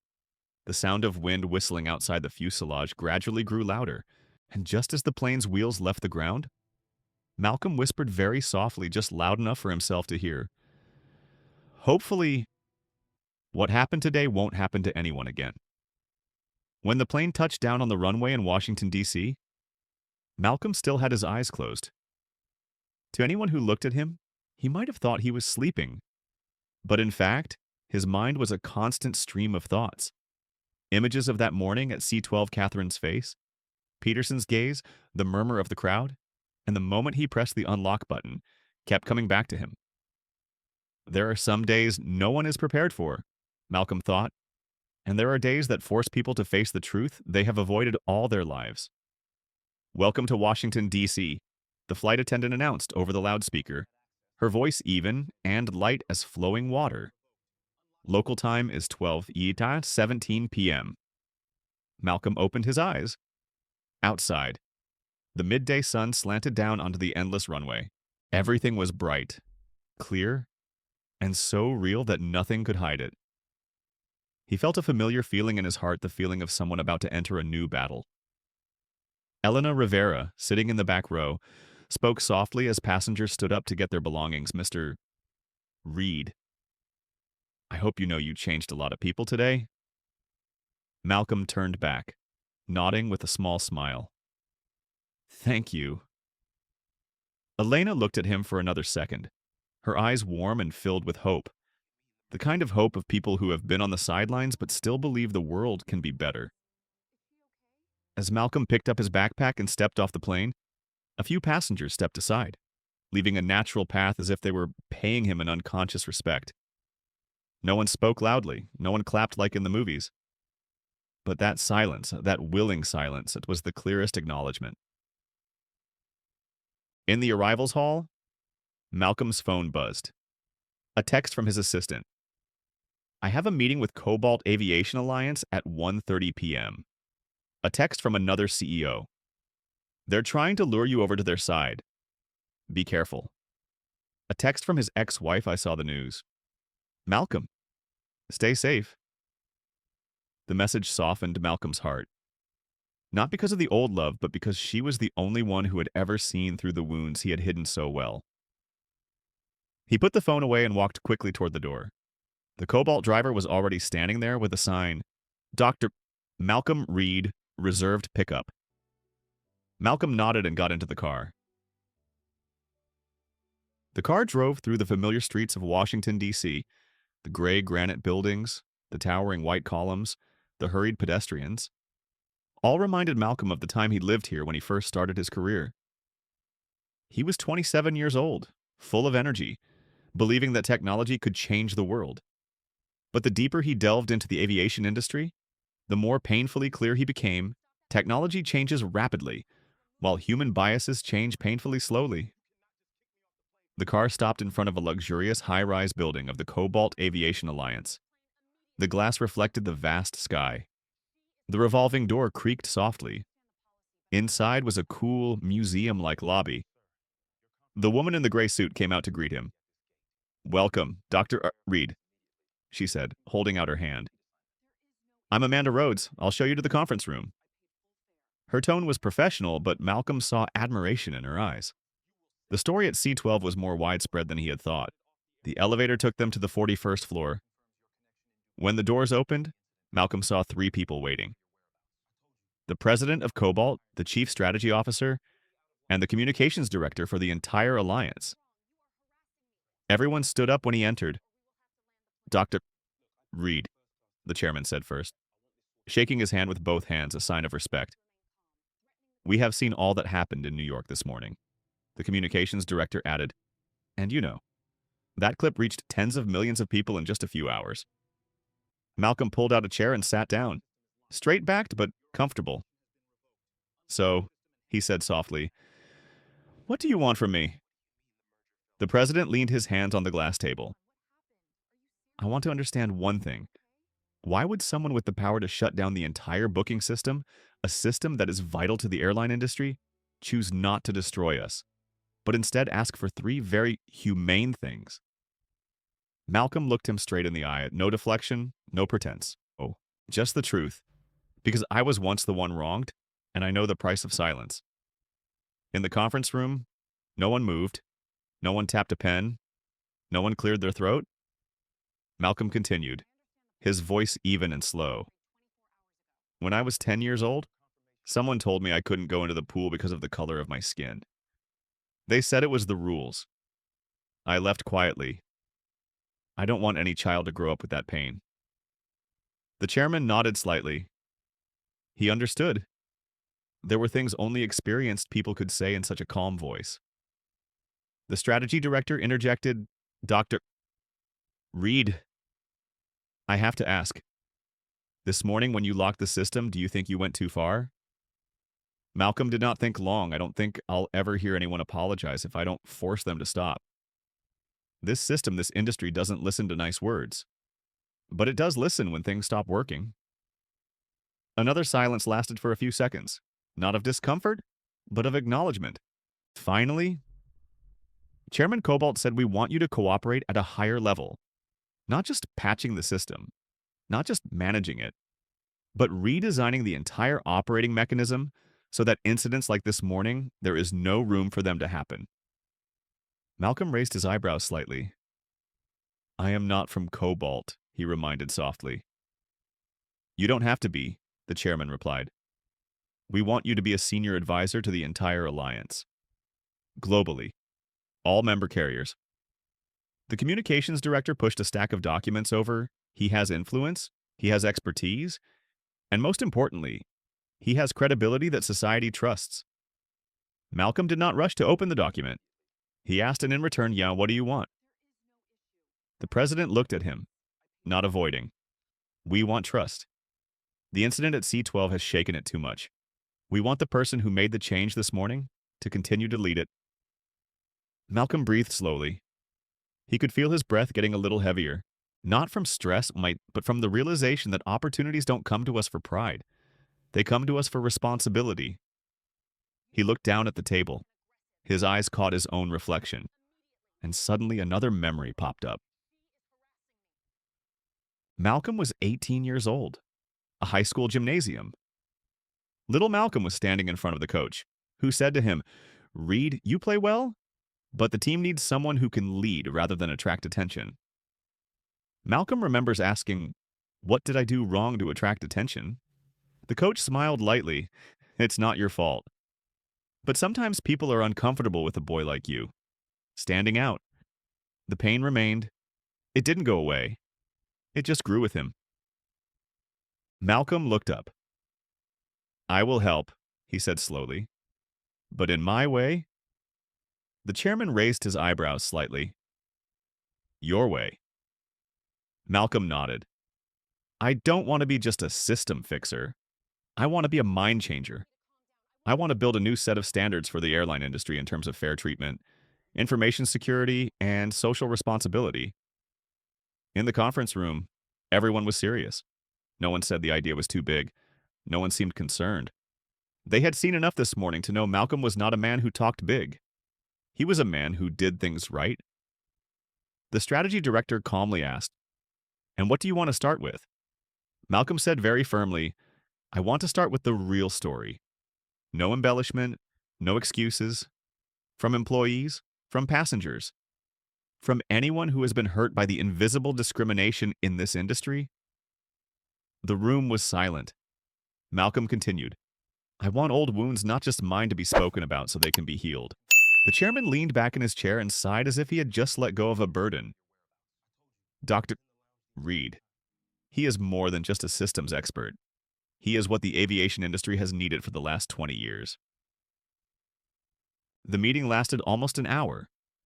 When Malcolm emerged from the room, the sky outside had turned orange. The afternoon sunlight mixed with the glass of the building made the hallway seem even more shimmering. Amanda Rhodes walked him to the elevator. You know, she said softly, I think you were born to do this. Malcolm chuckled. I was born only to live right. Everything else is a consequence. The elevator doors opened. Malcolm stepped in. Just before the doors closed, Amanda said thank you for showing the world one thing: the most beautiful power is the power that knows how to restrain. It was near dusk when Malcolm left the building. He stood for a moment on the sidewalk, watching the noisy traffic pass by. The city, its big decisions, its political handshakes, its dreams and weariness was drifting beneath his feet. The phone vibrated. Message from Catherine Doyle. I just read the open letter. I know I was wrong, but thank you for not letting me get fired. I want to learn. I want to change. And if possible, I would like to meet you someday to thank you in person. Malcolm stood still. No wind, no honking, just the lightest feeling, as if someone had placed a warm hand on his shoulder. He texted back exactly one sentence. That's why I did it. Message sent.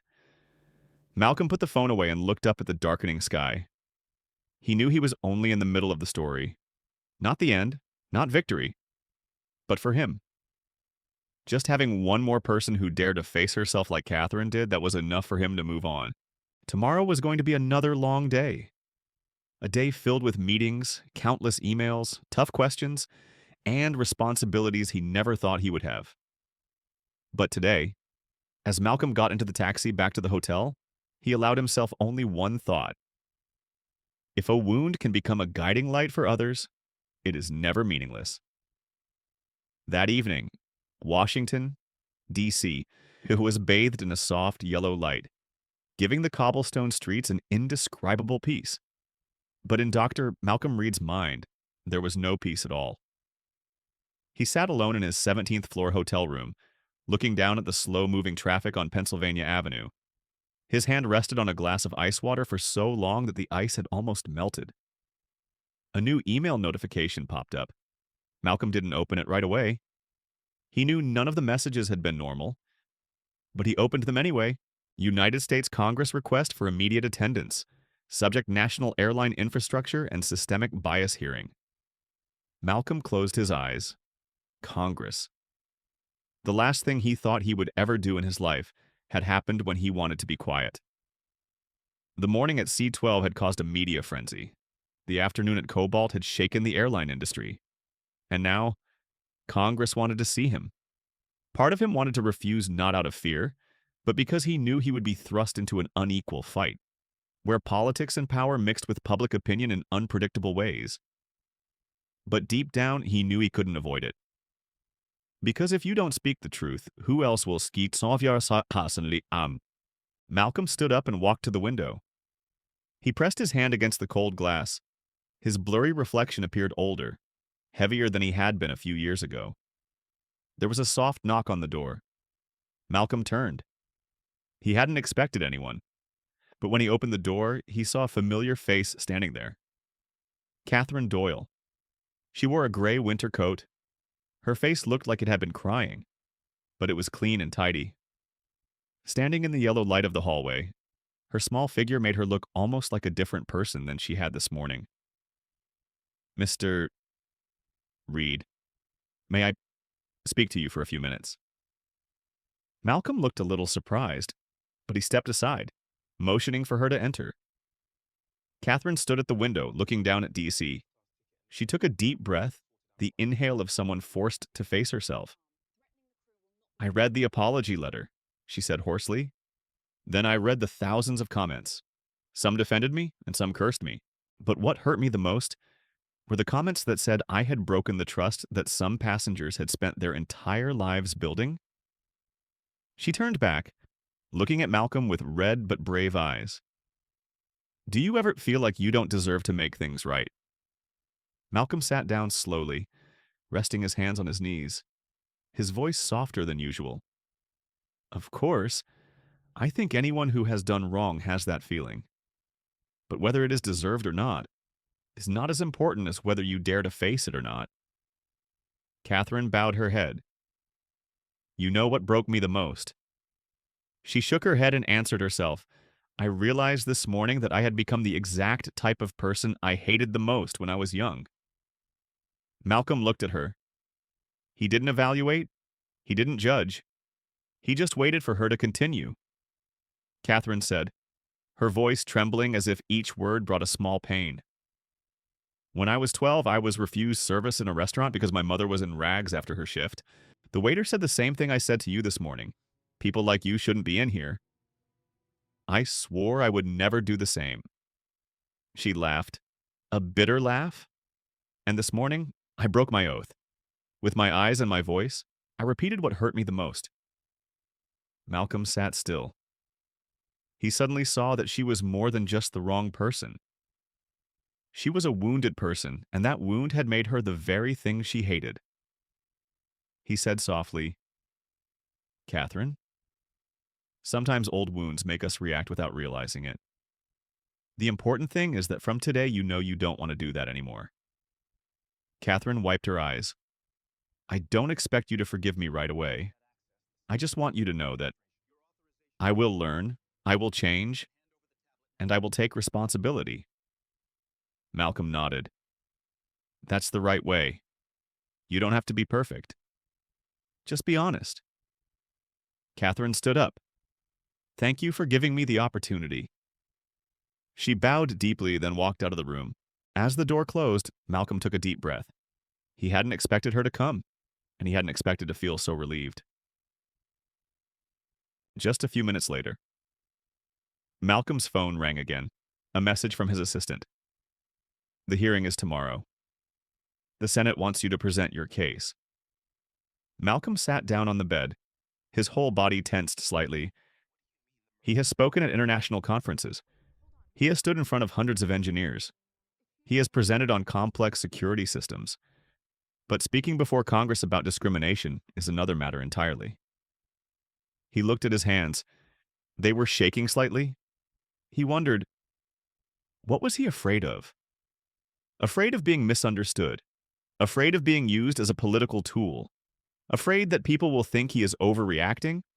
Or afraid that by telling the truth, he will have to face too many memories that he has tried to bury deep. He is not sure. Outside, police sirens blared in the distance. Malcolm stood up and went into the bathroom to wash his face. Cold water ran down his face. He looked at himself in the mirror, a 42-year-old black man, CEO, engineer, father of a child, who was once pushed out of a swimming pool because of the color of his skin, who just shut down the entire national aviation system for 30 minutes, was looking back at him. He exhaled slowly. Tomorrow, Malcolm told himself, is not about me. It's about the voiceless. The next morning, the Parliament building stood tall in the freezing sunlight. Malcolm wore a navy suit. Not too fancy, not too formal, just enough to show respect. Media crowded outside. What do you think is most important about this incident? Do you regret locking down the system? Do you think you set a dangerous precedent? Do you want the airline industry to apologize to you personally? Malcolm just walked on, not answering. He wanted to keep his mind calm and prepare for more important things. In the hearing room, the senators were already seated. The aide led Malcolm to his seat. Sitting down, he looked around and saw a familiar face, Officer Grant Peterson. He was wearing a simple suit, sitting in the back, his hands clasped together. Malcolm was a little taken aback. Peterson saw him looking and just nodded. No smile. No wave. Just a nod. A silent message. I'm here. I hear you. Malcolm turned straight ahead, and the chairman said, Reid, thank you for coming. We want to hear from you about the events at JFK, and more importantly, we want to hear from you about the burning issue of systemic bias in the airline industry. Malcolm took a deep breath. He had not prepared a speech. He had not written it down. He had brought no materials. He only carries the truth. He placed his hands on the table. His fingers stopped shaking. His voice rang out, deep and steady. I'm not here to tell my story. I'm here to tell the stories we never hear, because those people have no power to force anyone to listen. The hearing room was silent. Malcolm looked straight at the senators. Once, when I was 10 years old, I was stopped outside a swimming pool and told, "People like you shouldn't be in here." I left quietly. He paused for a second. And that morning, at C12, I heard that line again, in a different version. I heard it not just with my ears, but with my memory. One senator bowed his head. Another gripped his pen tighter. Malcolm continued, his voice unshaken. I shut down the system not to punish. I shut down the system because if I stood up alone, nothing would change. But when the system shut down, it forced us to look at the truth that we have been avoiding. He bent down a little. I'm not perfect. I'm not a hero. I'm just someone who's been silent for too long. Several people in the hall nodded slightly. Malcolm continued, more forcefully, if we want to change an industry, let's first admit that the problem exists, not because of a few bad individuals, but because of a system that breeds apathy. Then he concluded with a sentence that everyone will quote later. Justice does not begin with the law, and it begins the moment we dare to look each other in the eye as human beings. The hearing room was silent as if under a spell. No one moved. No one said anything for 10 seconds. Then a small clap sounded behind him from Officer Peterson. A second from a technician? A third from an elderly congressman? Just a few seconds later, the room erupted in applause. Malcolm just nodded slightly. Then he sat down. When the hearing ended, Malcolm walked out. Peterson approached him. You did a great job, he said, his voice filled with genuine respect. I learned more today than I did in 5 years of security. Malcolm put his hand on his shoulder. Kindly, thank you for coming. The man at 8 a.m. today is completely different from the man I saw at C12. Peterson smiled slightly, I hope so. 2 people shake hands not between a troublemaker and a law enforcement officer, but between 2 people rising from invisible wounds. That afternoon, Malcolm left the Parliament buildings. He paused on the steps, looking down at the city spread out before him.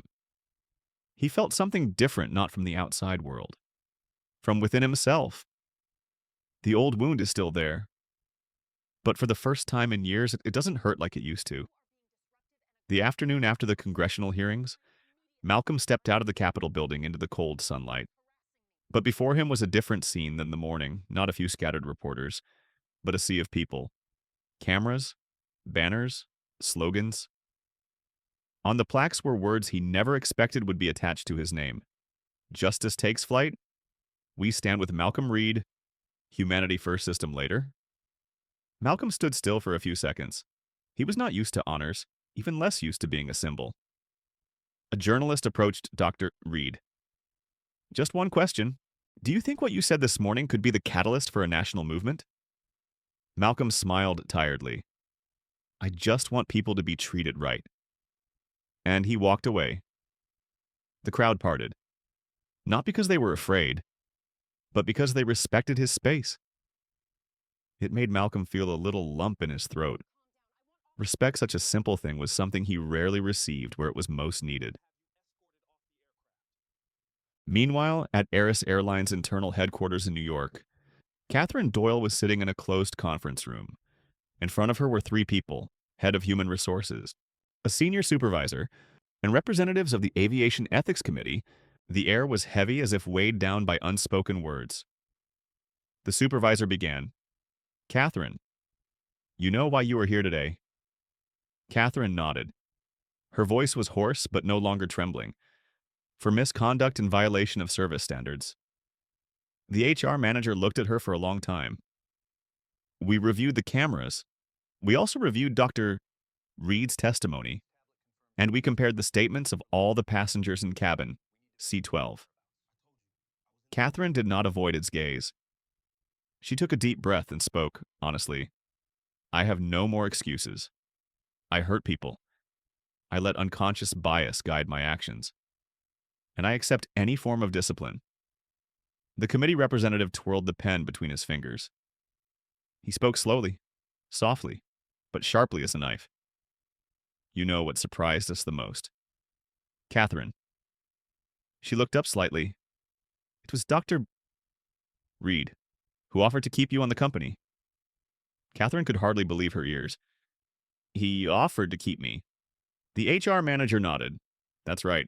Not only did we retain her, but we also offered her the opportunity to become the lead trainer on the corporate culture reform program. Catherine put her hand to her mouth. A tear fell onto the table. Why would someone I treated so badly do that?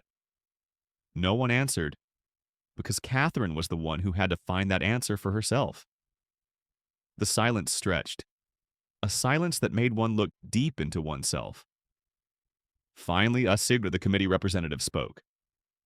We have decided to suspend you for 8 weeks and require you to complete a full special training program.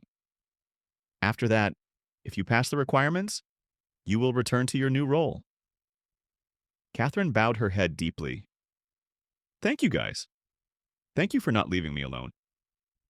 But inside, the feeling was stronger than any words. She knew Malcolm's kindness was not easy. It was the responsibility he had placed on her shoulders. A responsibility heavier than any discipline. That evening, Malcolm returned to the hotel. He opened the door to his room and almost jumped slightly because Mia, his daughter, was sitting on the sofa, her legs twisted together as if she were trying to keep herself from jumping up and running to hug him. Dad. Her voice trembled with emotion. Mama said you were doing something big, so I wanted to come see if you were okay. Malcolm sat down beside her. Mia leaned her head on his shoulder. Are you scared? He asked. Scared, Mia replied, but she smiled. But I'm scared in a proud way. Malcolm smiled. Softly and sadly, I'm not trying to be a hero. Son. I know, Mia replied. But you're being the person others need. The words made Malcolm stop. He didn't cry, but something warm ran through his chest. The little girl played with the silver ring he had worn since college. What are you doing tomorrow? Dad, Malcolm thought for a moment. Tomorrow I'll be back in the office, and I'll start building a system, so things like C12 don't happen again. Mia nodded, I think. That's what people expect you to do most. Malcolm put his hand on his son's shoulder. And I won't do it alone. It's time to rebuild everything, not from anger, but from kindness. The window was open, and the Washington night breeze blew in, carrying with it the steady hum of traffic. A rare moment of calm amid the storm he was at the center of. In that moment, Malcolm understood that his journey was no longer his own. It belongs to those who were silent. It belongs to those who suffered without knowing who to tell. It belongs to a generation that wants to right wrongs. And even though he was tired, he would keep going. Not because he was stronger than anyone else, but because he had been weak. And he didn't want anyone to go through it alone. The next morning, Malcolm took an early flight back to Los Angeles. He hadn't slept much the night before, not because of fear or stress. His mind was just filled with images of the hearing, of Catherine, of Peterson, of Mia, and of himself. When the Horizon Dynamics car arrived, Malcolm climbed into the back seat. The door closed, and the silence was so quiet he could hear his own steady breathing. The chairman called an emergency meeting as soon as he arrived. The driver said, Malcolm nodded slightly. He had a feeling something big was about to happen, but he wasn't sure what kind of big it would be. The 32nd floor conference room at Horizon Dynamics always had a special air of formality, floor-to-ceiling glass windows, long walnut tables, cool white light, and a faint smell of steel, a smell that reminded Malcolm of airport control rooms. The group's president, Eleanor Graves, sat at the head of the table, flanked by senior executives. Finance, operations, security, and legal. It feels like a miniature hearing. Malcolm, Eleanor said, her voice low but warm. We have problems, but not in a negative sense. Her eyes sparkled with something Malcolm couldn't read. What happened? He asked, sitting down in his chair. The operations manager opened his tablet and showed him the latest data sheet. Horizon Dynamics is being approached to become the national backup air traffic control system provider. Malcolm looked up, stunned. Mrs. Eleanor explained, after the Airlines incident and your testimony, Congress wants to reassess the entire aviation infrastructure network. Some senators want to build a second system to avoid the entire industry depending on a single entity. He was silent for a few seconds. And they want us to not only do... The security director interjected. They want you to head this project. The conference room was deathly silent. Malcolm looked down at the wooden table. He felt the weight of the opportunity and the responsibility before him. Why me? He did not ask out of modesty. He asked because he wanted to understand the motive. Mrs. Eleanor looked straight at him. Because you have the ability, because you have the vision, and most importantly, because you are the only one who dares to call out the problem when the whole system is trying to hide it. Malcolm took a deep breath. He didn't answer. He just looked down at his hands, hands that had written thousands of lines of code, built a web of technology that connected millions of people. But before he could speak, Mrs. Eleanor placed an envelope on the table. You should see this. Her voice softened, as if afraid to hurt someone. Malcolm opened the envelope. Inside was an old photocopy, yellowed with age. That's the security file of an airline employee from 1985. Name Thomas Reid. Malcolm's eyes widened. His father. Before he could understand, Mrs. Eleanor said gently, this file was declassified last week, and we think you have a right to know. Malcolm pushed his chair back slightly. It was as if the floor had shifted. Why, does my father have a security clearance? The legal director replied, because he was an engineer on a special project for the Federal Aviation Administration. The Parallel System Project, the very system that Congress wants us to build now. The atmosphere in the meeting room seemed to freeze. Malcolm was silent for a long time. His heart beat slowly but heavily. My father never said anything about this. Perhaps he was bound by the secrecy of the time, Eleanor said. But Malcolm, this is more than just a coincidence. Your father tried to build a backup system to protect the airline industry from a crisis. But the project was abandoned for political reasons. Malcolm held the file lightly, the paper feeling dry and thin like a tearing memory. His throat tightened. He tried to do what the Congress is asking me to do today. Malcolm's eyes stung. Not from sadness, but from a connection he had never fully felt. His life was spent searching for meaning. His life was spent building something useful. His life was spent trying to overcome his insignificance in the grand scheme of things. And finally, he saw a truth that touched deep within. He is continuing what his father left unfinished. Malcolm, Eleanor said, placing her hand on the table, her voice stern and warm. You're not just doing it for a career. You're on the same path your father was on.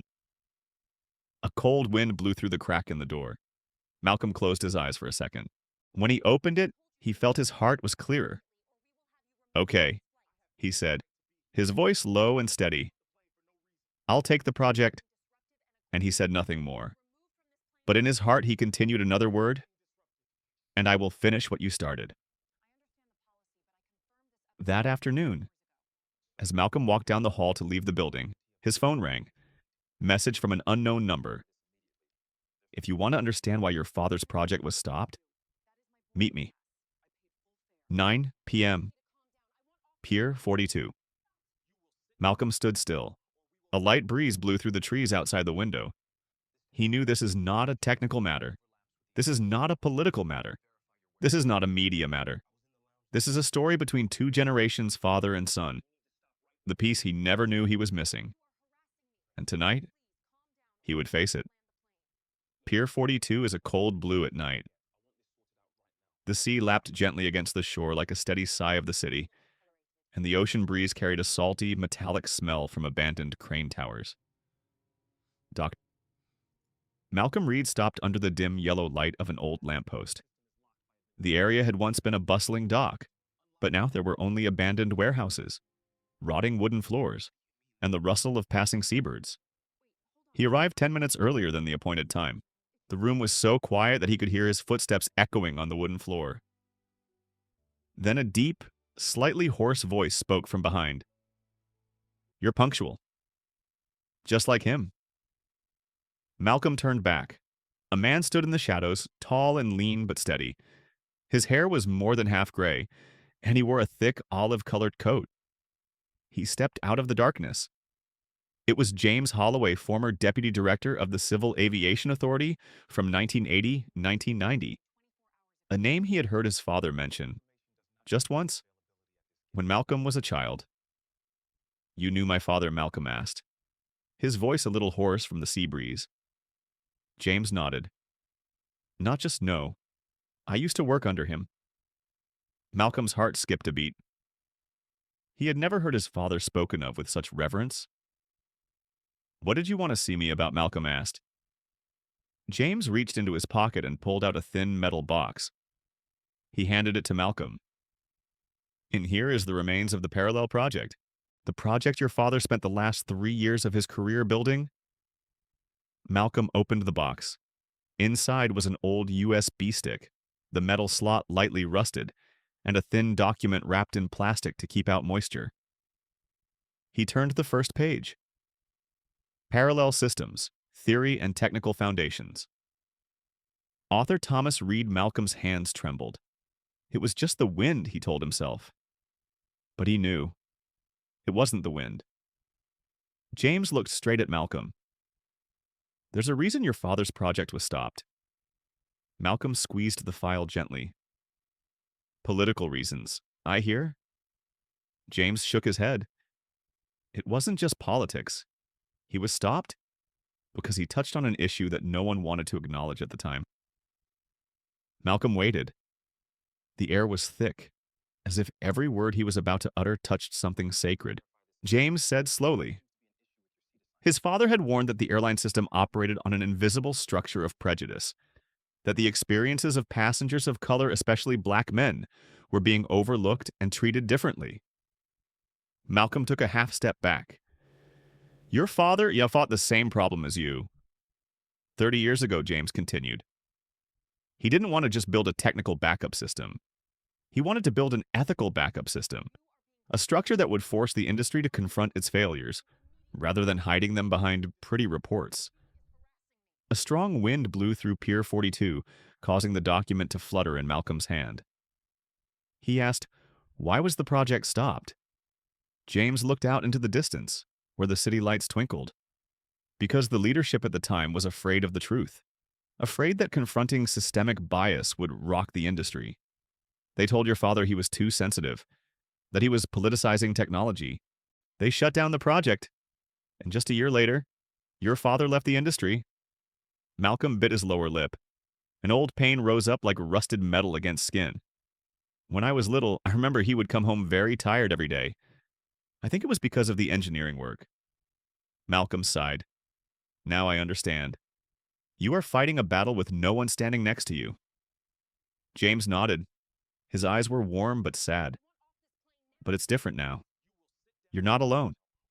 And more importantly, what your father tried to do has found a successor. Malcolm closed the file. His heart was pounding hard but steady. He felt a hand on his shoulder, gentle but reassuring. You met me. Just to tell me this truth? James looked at him for a long time, then replied, No. I came to you to say that if you take on the task of building the new system, Remember, it's not just technology, it's legacy. In that moment, Malcolm understood that every path he had taken from his childhood swimming pool to cabin C12 to the congressional hearing led to the same place where his father had stood, fought, suffered, hoped. James stepped back into the shadows. Your father once said something I will never forget. He said, if my son grows up in a kinder world, I will consider myself not a failure. Malcolm swallowed. His voice was as soft as the wind. I think he won't fail. James smiled. A strangely peaceful smile. And I think you will succeed in his place. And then he walked into the night, leaving Malcolm alone with the sound of the waves, the files, and the feeling that past and future were intersecting right beneath his feet. When Malcolm returned to the hotel, he opened the USB drive. There was only one file on it. Legacy Protocol, PDF. He opened it. The file that opened was a note from his father, only 87 words long. If the system can't see the people, the system will always fail. If the people can't see each other, the system will always fail. Build what they fear.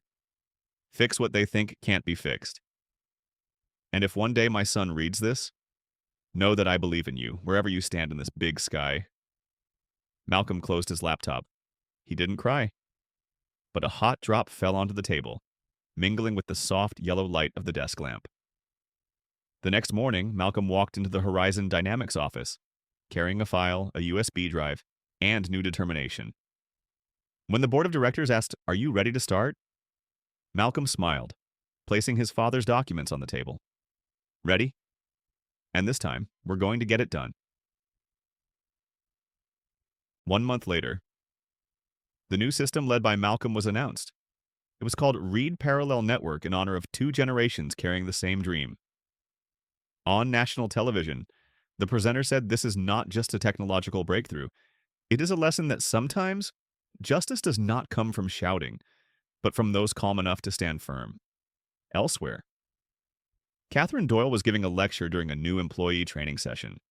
Her voice was soft, but steady. We don't fix mistakes to make our reports look better. We fix mistakes to learn to be nicer. And at JFK Airport, Officer Grant Peterson stopped when he saw a black boy being called troublesome at the check-in counter. He stepped forward. You are not a bother. You are a passenger. And I will help you. The boy looked at him, surprised. Peterson smiled. I had someone who taught me that. In the evening, Malcolm received a text message from Mia Dad. Do you know you just did something that Grandpa dreamed of? Malcolm replied, Yeah, but I don't do it alone. Mia sent a heart emoji. Malcolm smiled at it. He stepped out onto the balcony, looking out at the brightly lit city at night, and he whispered very softly but loud enough for himself to hear Dad. I'm standing in the exact position you've been waiting for. Maybe the wind carried the words. Maybe they reached the sky. But one thing is certain. A journey that began with pain ended with healing. And from cabin C12 that day, a new generation was born, a generation that learned to see each other as human beings before seeing each other as anything else. The story of Dr. Malcolm Reid is more than just a first-class seat. It's a mirror of a reality many of us have faced, being judged by our appearance, our circumstances, or the color of our skin. More importantly, Malcolm didn't choose revenge. He chose dialogue. He chose change. He chose to turn a painful moment into a turning point that made the whole system more equitable. And that is the greatest lesson for each of us, especially those of us approaching middle age, who have experienced enough of the pain of everyday life. True strength lies not in how hard we fight back, but in how we choose to stand up. We can turn our hurt into scars in our hearts, or we can turn it into a light to guide others. Malcolm's story reminds us that respect is not a luxury, listening is not a privilege, and the opportunity to make things right is a gift for those who dare to face themselves. Even though life can get tiring at times, remember that just one act of kindness, a kind word, a good choice can change someone's entire journey. Thank you for taking the time to listen to this story. If you believe the world needs more touching stories, please like, share, and subscribe to the channel so you don't miss out on the next journeys. Your companionship is the greatest motivation for us to continue telling kind stories.